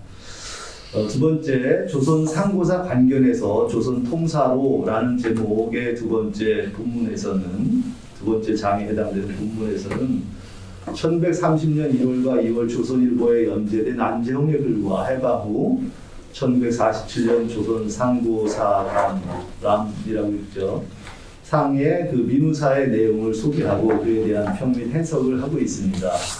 안재홍의 조선 상고사 관견이 신채호의 실증주의적 민족주의 사관을 계승하지만 보다 엄밀한 방법론적 보완을 강조하면서 상고사에 대한 비교 언어학적, 민속학적, 발생학적으로 접근해 분석했다고 평가합니다. 최초 모계사의 출현을 언어 분석학적으로 논증하면 아사달 시대의 아사달은 아시달이고 아시는 성스러운 여성 통치자며 다른 그 공간 들판을 뜻한다는 것입니다. 조선은 하늘이 주신 나라로서 백두산 아래의 천평에서 그러니까 하늘이 주신 나라의 주신이 조선으로 이제 을 따서 이제 한자로 쓴 거라는 이제 이런 이제 설명이죠. 천평에서 그 세력을 확장하면서 평평한 들판에 평양으로 진출하고 수도를 정했다는 것입니다. 그래서 아사달과 백악 그리고 평양은 넘나드는 지명이라는 것입니다. 아사달은 성무의 들판이고 평양은 평평한 들판으로서 성무의 들판, 생명의 들판이죠. 그래서 아사달을 한자화한 것이라고 합니다. 여기서 질문을 하나 드리면 장 제목이 조선 상고사 관견에서 조선 통사로인데 그 둘의 차이를 드러내는 비교되는 내용이 무엇인지 궁금했습니다. 그래서 이 부분에서는 이 장 제목에 맞는 그 내용이 좀 궁금했는데요. 그것을 한번 혹시 말씀해 주시면 들었으면 좋겠습니다. 세 번째 장에서는 민족사에서 세계사로라는 장을 가졌는데 제목인데요. 여기서는 단군의 화는 해석 문제를 둘러싸고 아사달 시대를 잇는 단군 조선 시대와 기자 조선 시대에 대한 문제를 다룹니다. 기자 조선은 은나라 기자의 동쪽 보물 국가가 아니라 단군 조선의 승통을 계승한 크치 조선, 즉 사람의 조선이라 추론한다는 것입니다. 발표자는 안재홍의 기자의 길을 상고시대의 정치적 특권자이자 국가 건설의 선구자, 문화 창설자라는 행위 주체를 의미하는 것으로 이해한 것으로 보는 것 같습니다. 상고시대 기지라는 발음과 그 분화음인 키지시는 바로 공동체를 지칭하는 원형이라는 것입니다. 기자는 바로 정치 공동체를 뜻하는 의미가 큰 사람이라는 크치 조선이라고 하는데요. 크치는 저는 이건 제가 조를 해석을 한 건데 크치가 큰 치가 아닌가, 즉 큰 사람, 대인이라는 표현은 이제 윤대식 교수님이 이제 발표문에 나오고 있습니다. 그래서 대인을 저는 큰 치라고 한번 생각을 해봤고요. 어쨌든 바로 이것이 이 의미로 변형된 기자의 조선, 즉 크치 조선이라는 것입니다. 기자 조선은 단군 조선을 계승한 고유한 민족 국가였는데 고려 시대까지는 없었던 내용을 조선의 성리학자들이 모화 사상으로 투사해 기자 동네서를 조작한 것임을 시사한다는 것입니다. 안재홍은 단군 조선에서의 환웅의 제세 이화와 단군의 홍익인간 이념이 근대 국민국가에서 전 민족을 계급 없이 만민 공생의 다 살리는 다살이가 바로 정치 이념으로 규정하고 신민족주의, 신민주주의라는 정치 교의로 표현된 것이라고 합니다. 그는 민주적 원리에 기초한 민족국가 건설의 선행 조건이 대중공생을 지향하는 신민족주의라고 한다는 것입니다. 질문 두 번째는 토론자는 안재홍의 대중공생을 지향하는 신민족주의라는 대목에서 감동을 크게 받았습니다. 제가 이제 감동을 좀 받았다는 말씀이고요. 이 대목에서 제가 이제 석사를 주역을 했었는데 야산 선생이라는 분이 있습니다. 현대에 야산 선생이 이제 공생주의라는 말을 쓴 적이 있고, 그다음에 한마음 선언의 행원 스님이 이제 공생주의라는 그 아주 중요한 모토를 말씀하셨는데 이게 떠오르고, 그래서 저는 다살이라는 그 공생이 당시 시대적 요청으로 일으키고 있습니다. 정치가 모두 평등하게 다 살리는 다살이라는 것이 저 안에서 공명을 일으키는 감동을 줬습니다. 공생이 당시 시대적 요청이었는지에 대한 발표자 의견을 한번 들어보고 싶습니다. 이게 두 번째 질문이고요. 그 다음 장은 이제 통민족 국가 건설 이념으로서 신민족주의와 문화적 균등이라는 제목의 글입니다. 안재홍의 시대적 사명인 신종국 건설은 민주적인 민족국가여야 한다는 것을 다루고 있습니다. 안재홍의 신조국의 이념적 토대는 개방적이고 협력적인 새로운 민족주의 위에 민주주의 체제를 운영하는 국가로서 균등과 공영의 실천 프로그램을 내부적으로 작동하도록 기획된 것이라고 합니다. 그는 3균을 말하는데 정치적, 경제적, 문화적 균등으로서 만민 공생의 이상을 실현하는 것이고 그 홍익인간의 이념을 현재 구현하는 것이라고 합니다. 그리고 이것은 신라의 화백, 즉 다살이 회합이고 화백이 다살이 회합이고 이것은 고대 조선의 건국 이념인 홍익인간의 신라적인 계승으로서 귀족적 군조주의이고 현대의 민주주의와는 다소 부합하지 않는 면이 있지만 현 단계에서는 삼균주의를 토대로 신민주주의를 대중공생의 전 민족 단결의 유대를 만들고 민주주의에도 부합하는 새로운 축을 만들자는 것이라고 합니다. 안재홍의 정치사상은 내부적으로 균등사회, 외부적으로는 국제협력을 이루면서 개방적인 민족주의에 기반한 공영국가를 지향한다는 것입니다. 여기서는 질문 외에 감사한만 말씀드리겠습니다. 수입된 정치사상이 만연하는 현대의 한국 학계와 한국 사회에서 1930년대부터 나오기 시작해 해방 직후의 민족 지도자들 중에 한 분인 안재홍의 깊은 고민이 드러나는 종합적인 정치 사상을 알게 되어서 한편으로 매우 감동을 느낍니다. 질문 없고 다만 교수님의 이런 작업에 존경과 지지의 말씀을 드립니다. 마지막으로 마치면에서는 본문을 요약하면 해방 전국에서의 안재홍을 공적 행위자로 규정하고 그의 글 내용인 상고사 이해와 신민족주의를 통해 그의 통일민족국가 완성이라는 염원에 대한 사상적 의의와 여전히 우리에게 남겨진 국가적 과제로서의 의의를 밝히고 있습니다. 발표자는 그의 상고시대 연구는 왜 역사를 알아야 하는가라는 근본적인 의문에 대한 답변이라고 규정하며 그의 연구가 상고시대 민족국가의 형성과 존재에 대한 연구에서 조선의 멸망 원인과 일본 식민지배의 부당성과 해방과 독립의 정당성을 담고 있다는 것입니다. 그래서 안재홍은 당대 민중인 조선인들에게 투쟁의 주체로서 해방의 역사적 필연성을 강조하고 통일된 민족국가 건설과 그 내부 운영을 위해 민주주의적 이상상을 가졌다는 것입니다. 해방 후 그가 생각하는 통일민족국가에서는 상실된 공공성이 회복되어야 한다는 것인데 이것은 그가 논어 첫 구절에 나타나는 배우고 익힌, 즉 하기 실습이면 부력이 어로에서 학습 그 공적 행위자로서의 정치적 재탄생의 계기였다는 것입니다. 토론자는 발표자가 안재홍을 결국 유교 민주주의자로 규정하는 것처럼 읽혔습니다. 그런데 발표자의 본래 의도는 그런 것 같아 보이지는 않는 것 같습니다. 마지막 질문입니다. 안재홍의 정치교의는 홍익인간 이념의 현재적 형태로서 신민족주의입니다. 그런데 이것은 결국 유교 민주주의로 읽힙니다. 왜냐하면 그는 공자의 배움과 익힘의 공적 행위자로 규정되기 때문입니다. 논평자가 보기에 홍익인간은 원효의 홍익중생의 이념과 다르지 않아 보입니다. 홍익인간 용어가 이련의 삼국유사 기이편에 나타나는 용어인데 상고시대 단군 조선의 건국이념을 불교적으로 투사해 표현한 것은 아닌가 생각됩니다. 혹은 그 역으로도 생각을 할 수 있겠죠. 그 본래 가지고 있던 조선 상고시대의 국가 이데올로기 이념 사상이 불교적으로 투사되는지도 모르겠습니다.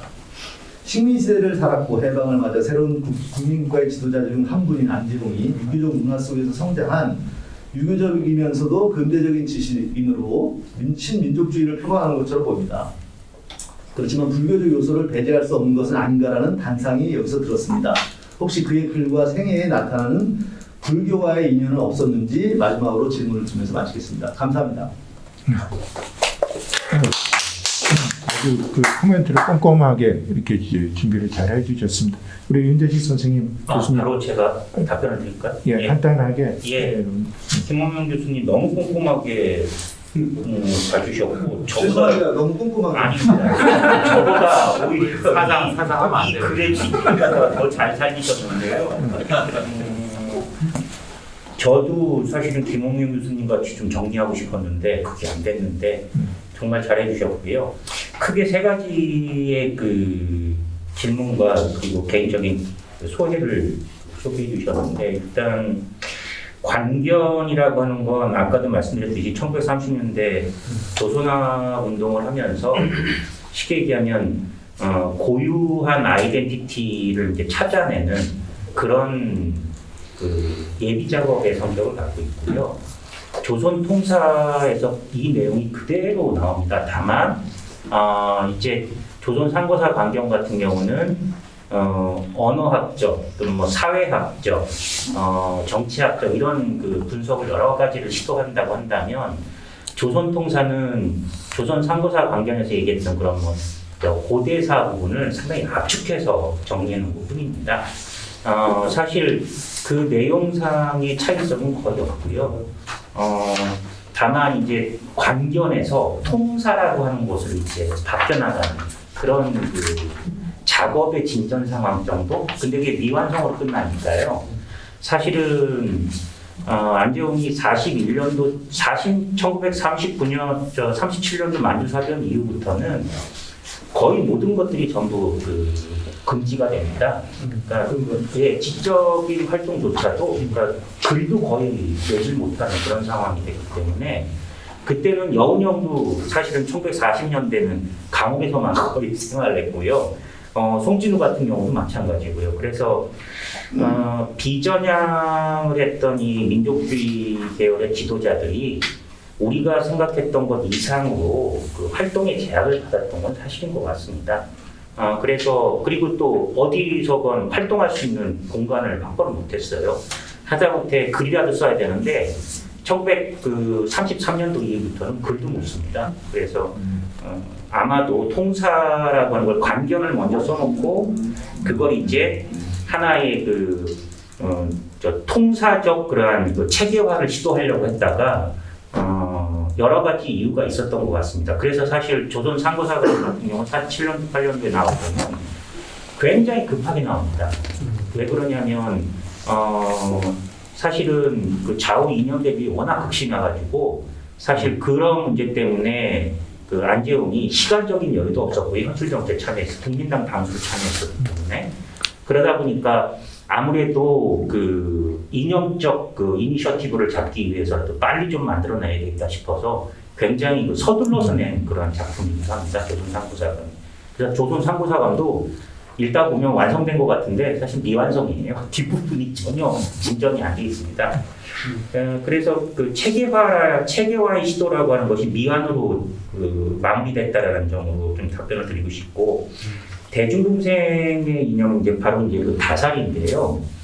이게 그 다살리어라는 뜻입니다. 그렇죠. 다살이라는 뜻이요. 그걸 명사화하면 다살이고 왜 다살아야 되냐면 식민지의 경험이라는 게 그 안재홍의 표현대로 하자면 동일예속 그리고 해방이라는 건 동일해방이라고 했답니다. 그래서 동일예속에서 동일해방 무슨 얘기냐면 한국에서는 계급적 대립이 존재할 수가 없었답니다. 식민지 시대로 인해서 완전히 파괴해서 똑같이 다 예속되어진 예종의 길을 걸었고 그것이 해방됐기 때문에 똑같이 해방된 상태에서는 제로 베이스에서 다시 시작할 수 있다는 거죠. 그러니까 쉽게 얘기하면 민족적 응집을 통해서 대신에 그걸 운영하는 원리는 민주주의 원리고 이제는 더 이상 신분 예속적 사회로 돌아갈 수는 없으니까 그걸 의미하는 것이기 때문에 시대적 요청이기도 하지만 사실은 시대의 조건이기도 하죠. 조건을 반영했던. 그래서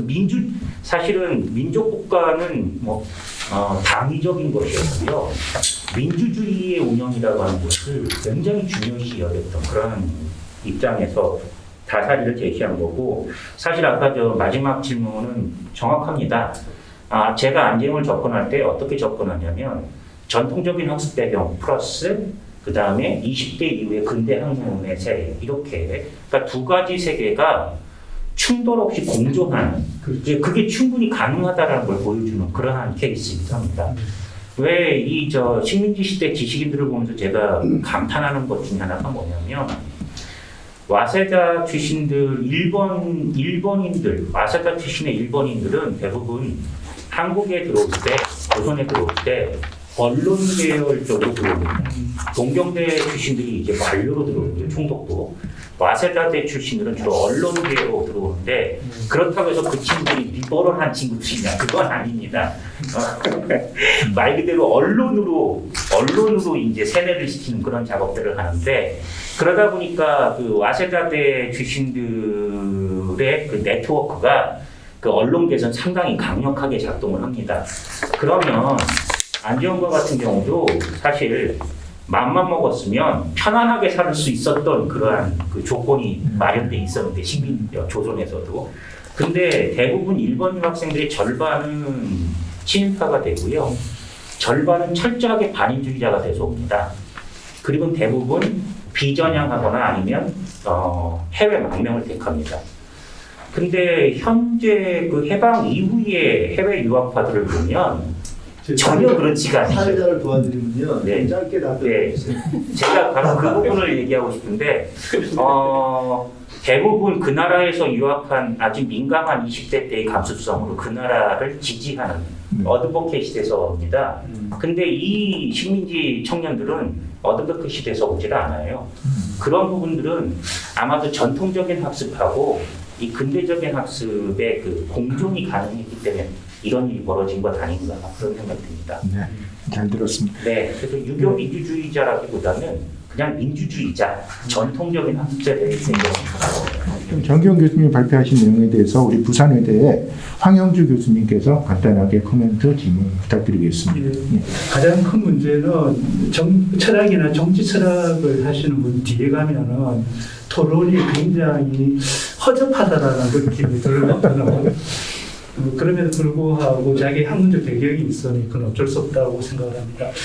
우선은 그 정기용 선생님 논문을 읽으면서 저도 공부를 많이 했는데 늘 말씀하시는 북방 정책, 그 다음에 평화, 통일, 평화 도트 통일 이것에 대해서 굉장히 정리가 되었고 그 다음에 이렇게 나머지 우리 이기현 교수님, 재성훈 교수님의 발표를 통해서 도대체 이 프로젝트가 어떤 모습을 갖추어지는지 이제 비로소 여러 가지를 이해를 하게 되었습니다. 그래서 제 입장에서는 보이지 않는 요소를 보이게 만든다라는 물론 이게 정책 보고의 일종이지만 그런 점에서는 굉장히 좋았습니다. 그럼에도 불구하고 한 두세 가지만 제가 두세 가지 시기 간단하게 2장하고 3장을 평화와 통일 그리고 평화통일이라고 되어 있는데 이거를 두 개를 합쳐가지고 장을 세 개로 나누는 것이 더 보기가 좋지 않을까.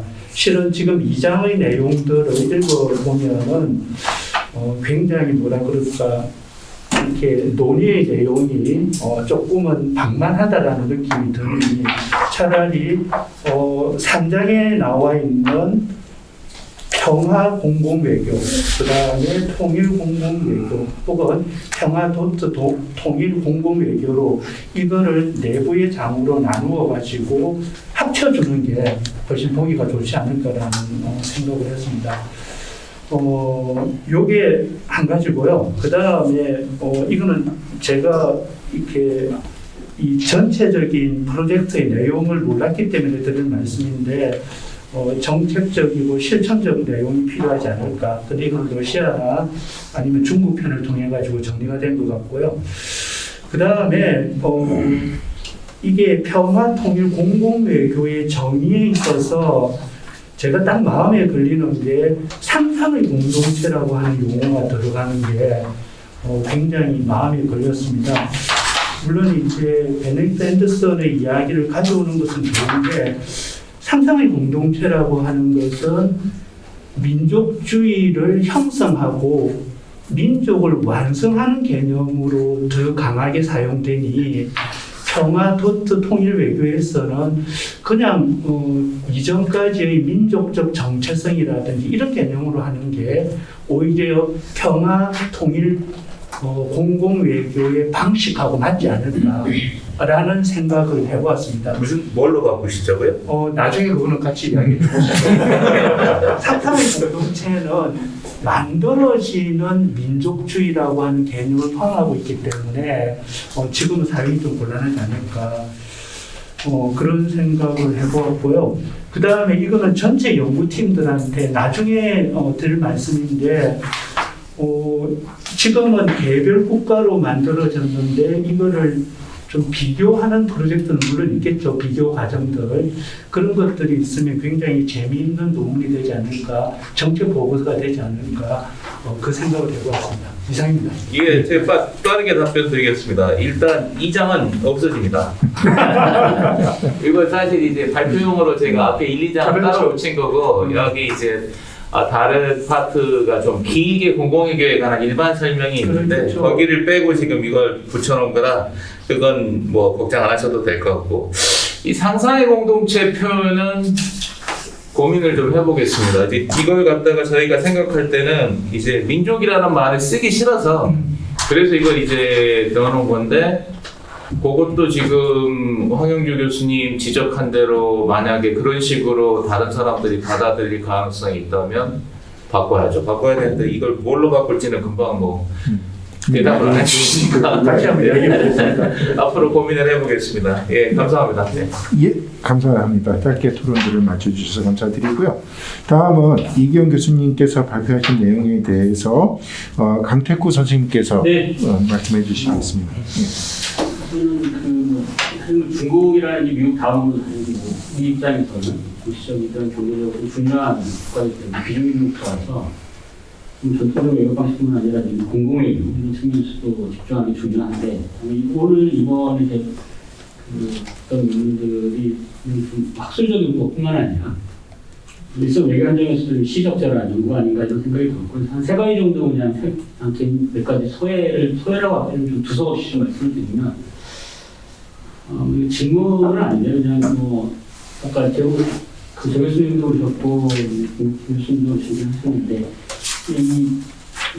러시아든 중국이든 대중 공공의견을 보면 전문가가 좀 한반도 전문가에 좀 치중된 측면은 부인할 수 없는 것 같긴 해요. 그러니까 실제로 뭐 김 교수 잘 아시겠지만 중국도 사실 외교 정책에 있어서 한반도 전문가보다는 미국 정치나 이런 정치하는 사람들이 좀 실질적인 영향력을 미치고 있기 때문에 그 부분들이 좀 우리도 좀 확대하는 게 좀 필요할 것 같고, 두 번째는 아까 이제 교수님도 얘기하셨지만 한국 정부의 비일관성 중국에서 얘기를 하는데 뭐 그런 부분에 대한 좀 우리 내부적인 좀 고민이 좀 필요할 것 같긴 해요. 고민하시는 내부적으로도 그렇고 정부도 그렇고 우리 내부적으로도 이런 통일에 대한 좀 관점들이 좀 많이 바뀌고 있는 건 사실인 것 같아요. 그러니까 저는 이제 제 교수님 말씀하신 것에 저도 동의하는 건 사명이 통일인데 통일을 우리가 포기하고 가는 것은 국가로서의 역할들을 국가전략 차원에서 우리가 좀 이렇게 통당하거나 하는 게 적절한지 잘 모르겠어요. 특히 또 내부적으로도 가도 아까 뭐 김 교수님이 하셨지만 통일교육원에서도 뭐 그런 매년 조사들을 하더라고요. 북한을 우리가 바라보는 게 협력과 지원에 대해서는 한 40% 정도로 국민들이 보는 반면에 적대적이고 뭐 이런 관점에서 46%, 상관없다. 상관이 없는 국가라고 생각하는 사람들이 15% 있어요. 이 많은 부분들이 이렇게 인식들도 많이 변하고 있고, 특히 학회 같은 경우도 보면 최근 들어서 이 개발 협력을 통해서 북한과 협력을 하자라고 하는 사람들이 많으니까 인도주의적인 지원이 아니에요. 근데 개발 협력은 ODA 지원인데 이게 ODA 지원하는 게 많이 충돌이 되는 게 있어요. 그러니까 ODA는 국가 간의 거래인데 북한은 우리가 민족 간의 거래잖아요. 2000년도에 이미 합의를 하면서 민족 간의 거래라고 합의를 한 부분인데 이거를 이제 ODA식으로 그래서 국가 간의 거래를 좀 하기 위한 노력들을 좀 하는 경우도 있고 학계에서도 그렇게 얘기를 하자라고 주장하는 사람들이 있는데 뭐 저는 국제개발협력법이라든지 남북교류협력법 간의 이런 충돌도 생기기 때문에 그렇게 가는 게 적절한지 그렇게 되면 민족이라기보다는 이제 하나의 국가로서 그런 경향들이 좀 강해지고 있기 때문에 이거에 대한 내부적인 고민이 좀 굉장히 필요하다는 생각이 들고요.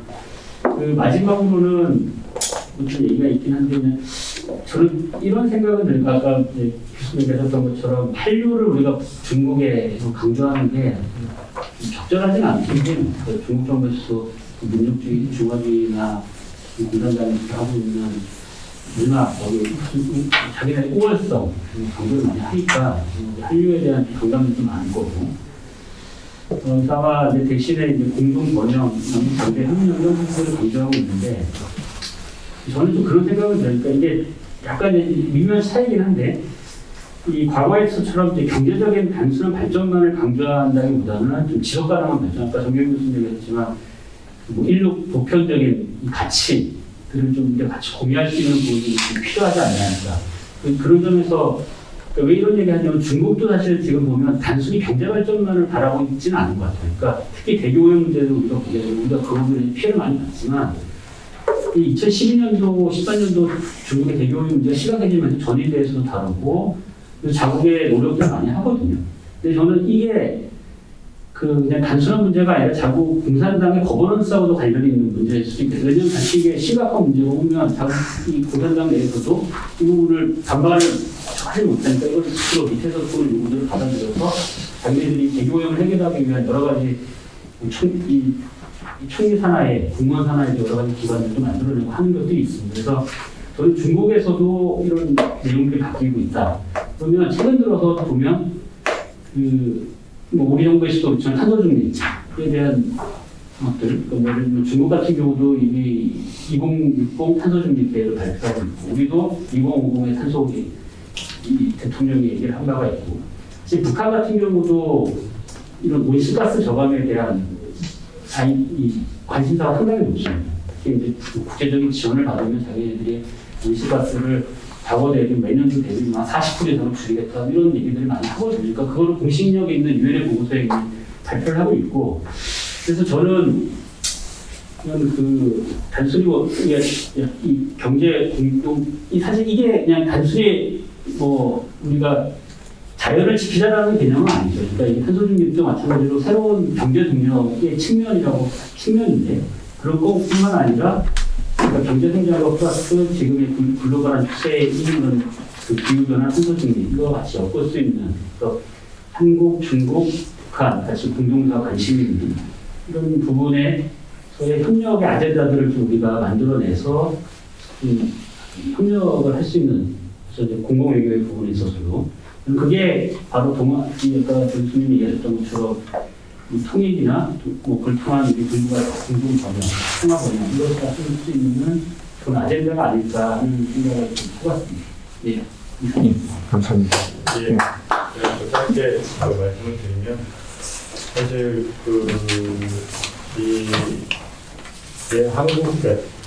한국의 이제 대북 정책과 관련해서는 통일 문제와 관련해서 사실 진보와 보수의 시각이 상당히 많이 대립이 되기 때문에 이게 일관성을 갖기가 좀 사실 쉽지 않습니다. 그래서 저희가 중국하고 회의를 하다 보면 재밌는 현상들이 뭐냐면 진보 인사하고 보수 인사가 같이 가가지고 한국 측에서 얘기를 할 때 우리는 일관된 목소리를 안 냅니다. 중국하고 싸우는 게 아니라 저희끼리 막 싸우는 현상들이 그게 굉장히 큰 거거든요. 근데 뭐 어떻게 보면 그게 우리 이제 한국 민주주의의 다양성이다라는 측면에서 또 중국 친구들이 부러워합니다.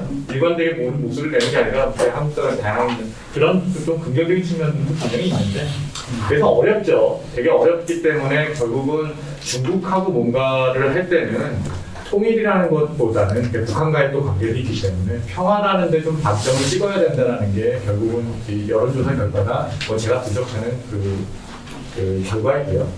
그 다음에 우리 여기 토론자 선생님께서 말씀을 잘 해주신 것 중에 아이디어가 있다라고 한다면 결국 평화 공동번영 그 가운데 또 이제 기후 변화에 대한 어떤 협력, 자연 재해에 대한 협력 이런 부분들이 분명히 좋은 그 공공외교의 아이템으로서 자리 잡을 수 있겠다는 생각을 좀 해봤습니다. 감사합니다. 예, 말씀 잘 들었습니다. 자, 드디어 마지막으로 우리 평화통일 공공외교와 문화 러시아 쪽을 발표해 주신 재성훈 교수님 발표문에 대해서 김봉철 교수님께서 코멘트와 질문 하시겠습니다. 간단하게 부탁드립니다. 한국외국어대학교 이민연구소 소장 김봉철입니다.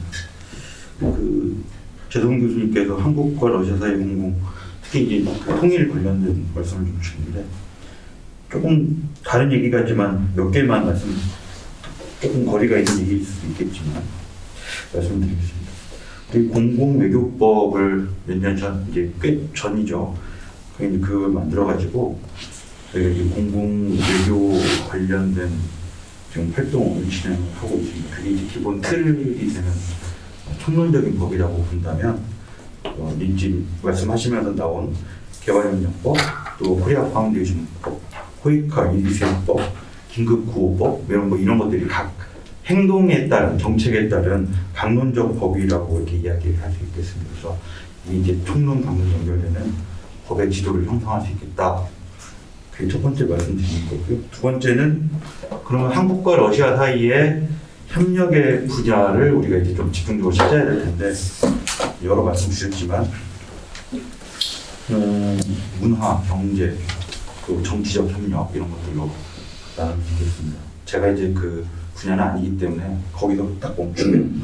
근데 이제 공공외교는 이런 그 여러 가지의 협력을 이렇게 이제 부드럽게 하거나 또 시너지 효과를 내게 하는 그런 그 기능을 가질 것이다. 또 통일이라는 목적을 놓고 본다면 이게 이제 러시아를 우리 편으로 끌어들이고 아주 단순한 일인데 그럼 우리를 나중에 통일을 하자고 우리가 했을 때 지지해주지 않겠느냐.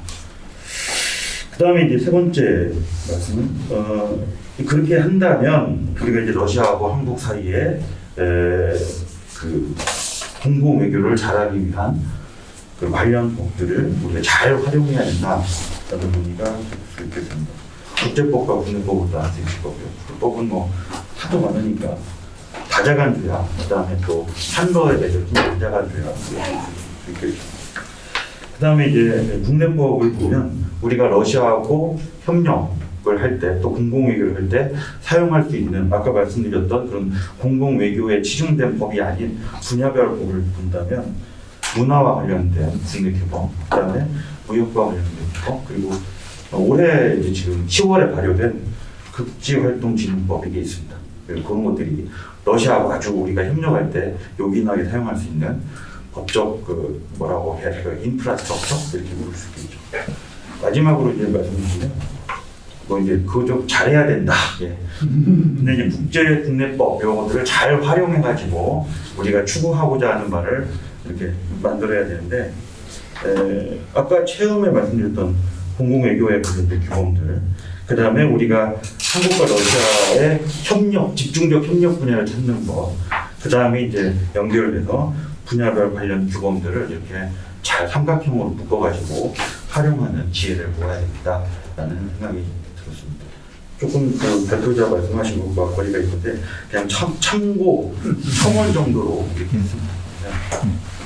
우리 지 교수님 뭐? 예, 우리 김봉철 교수님은 러시아에서 유학을 하고 또 뭐 러시아 관련해서 이제 여러 연구를 하고 있는 저보다도 러시아에서 더 환영하는 인사입니다. 김봉철 교수님의 어떤 연구 영역은 극지에서 5시까지 다 포괄하고 계시기 때문에 모르만 색깔입니다.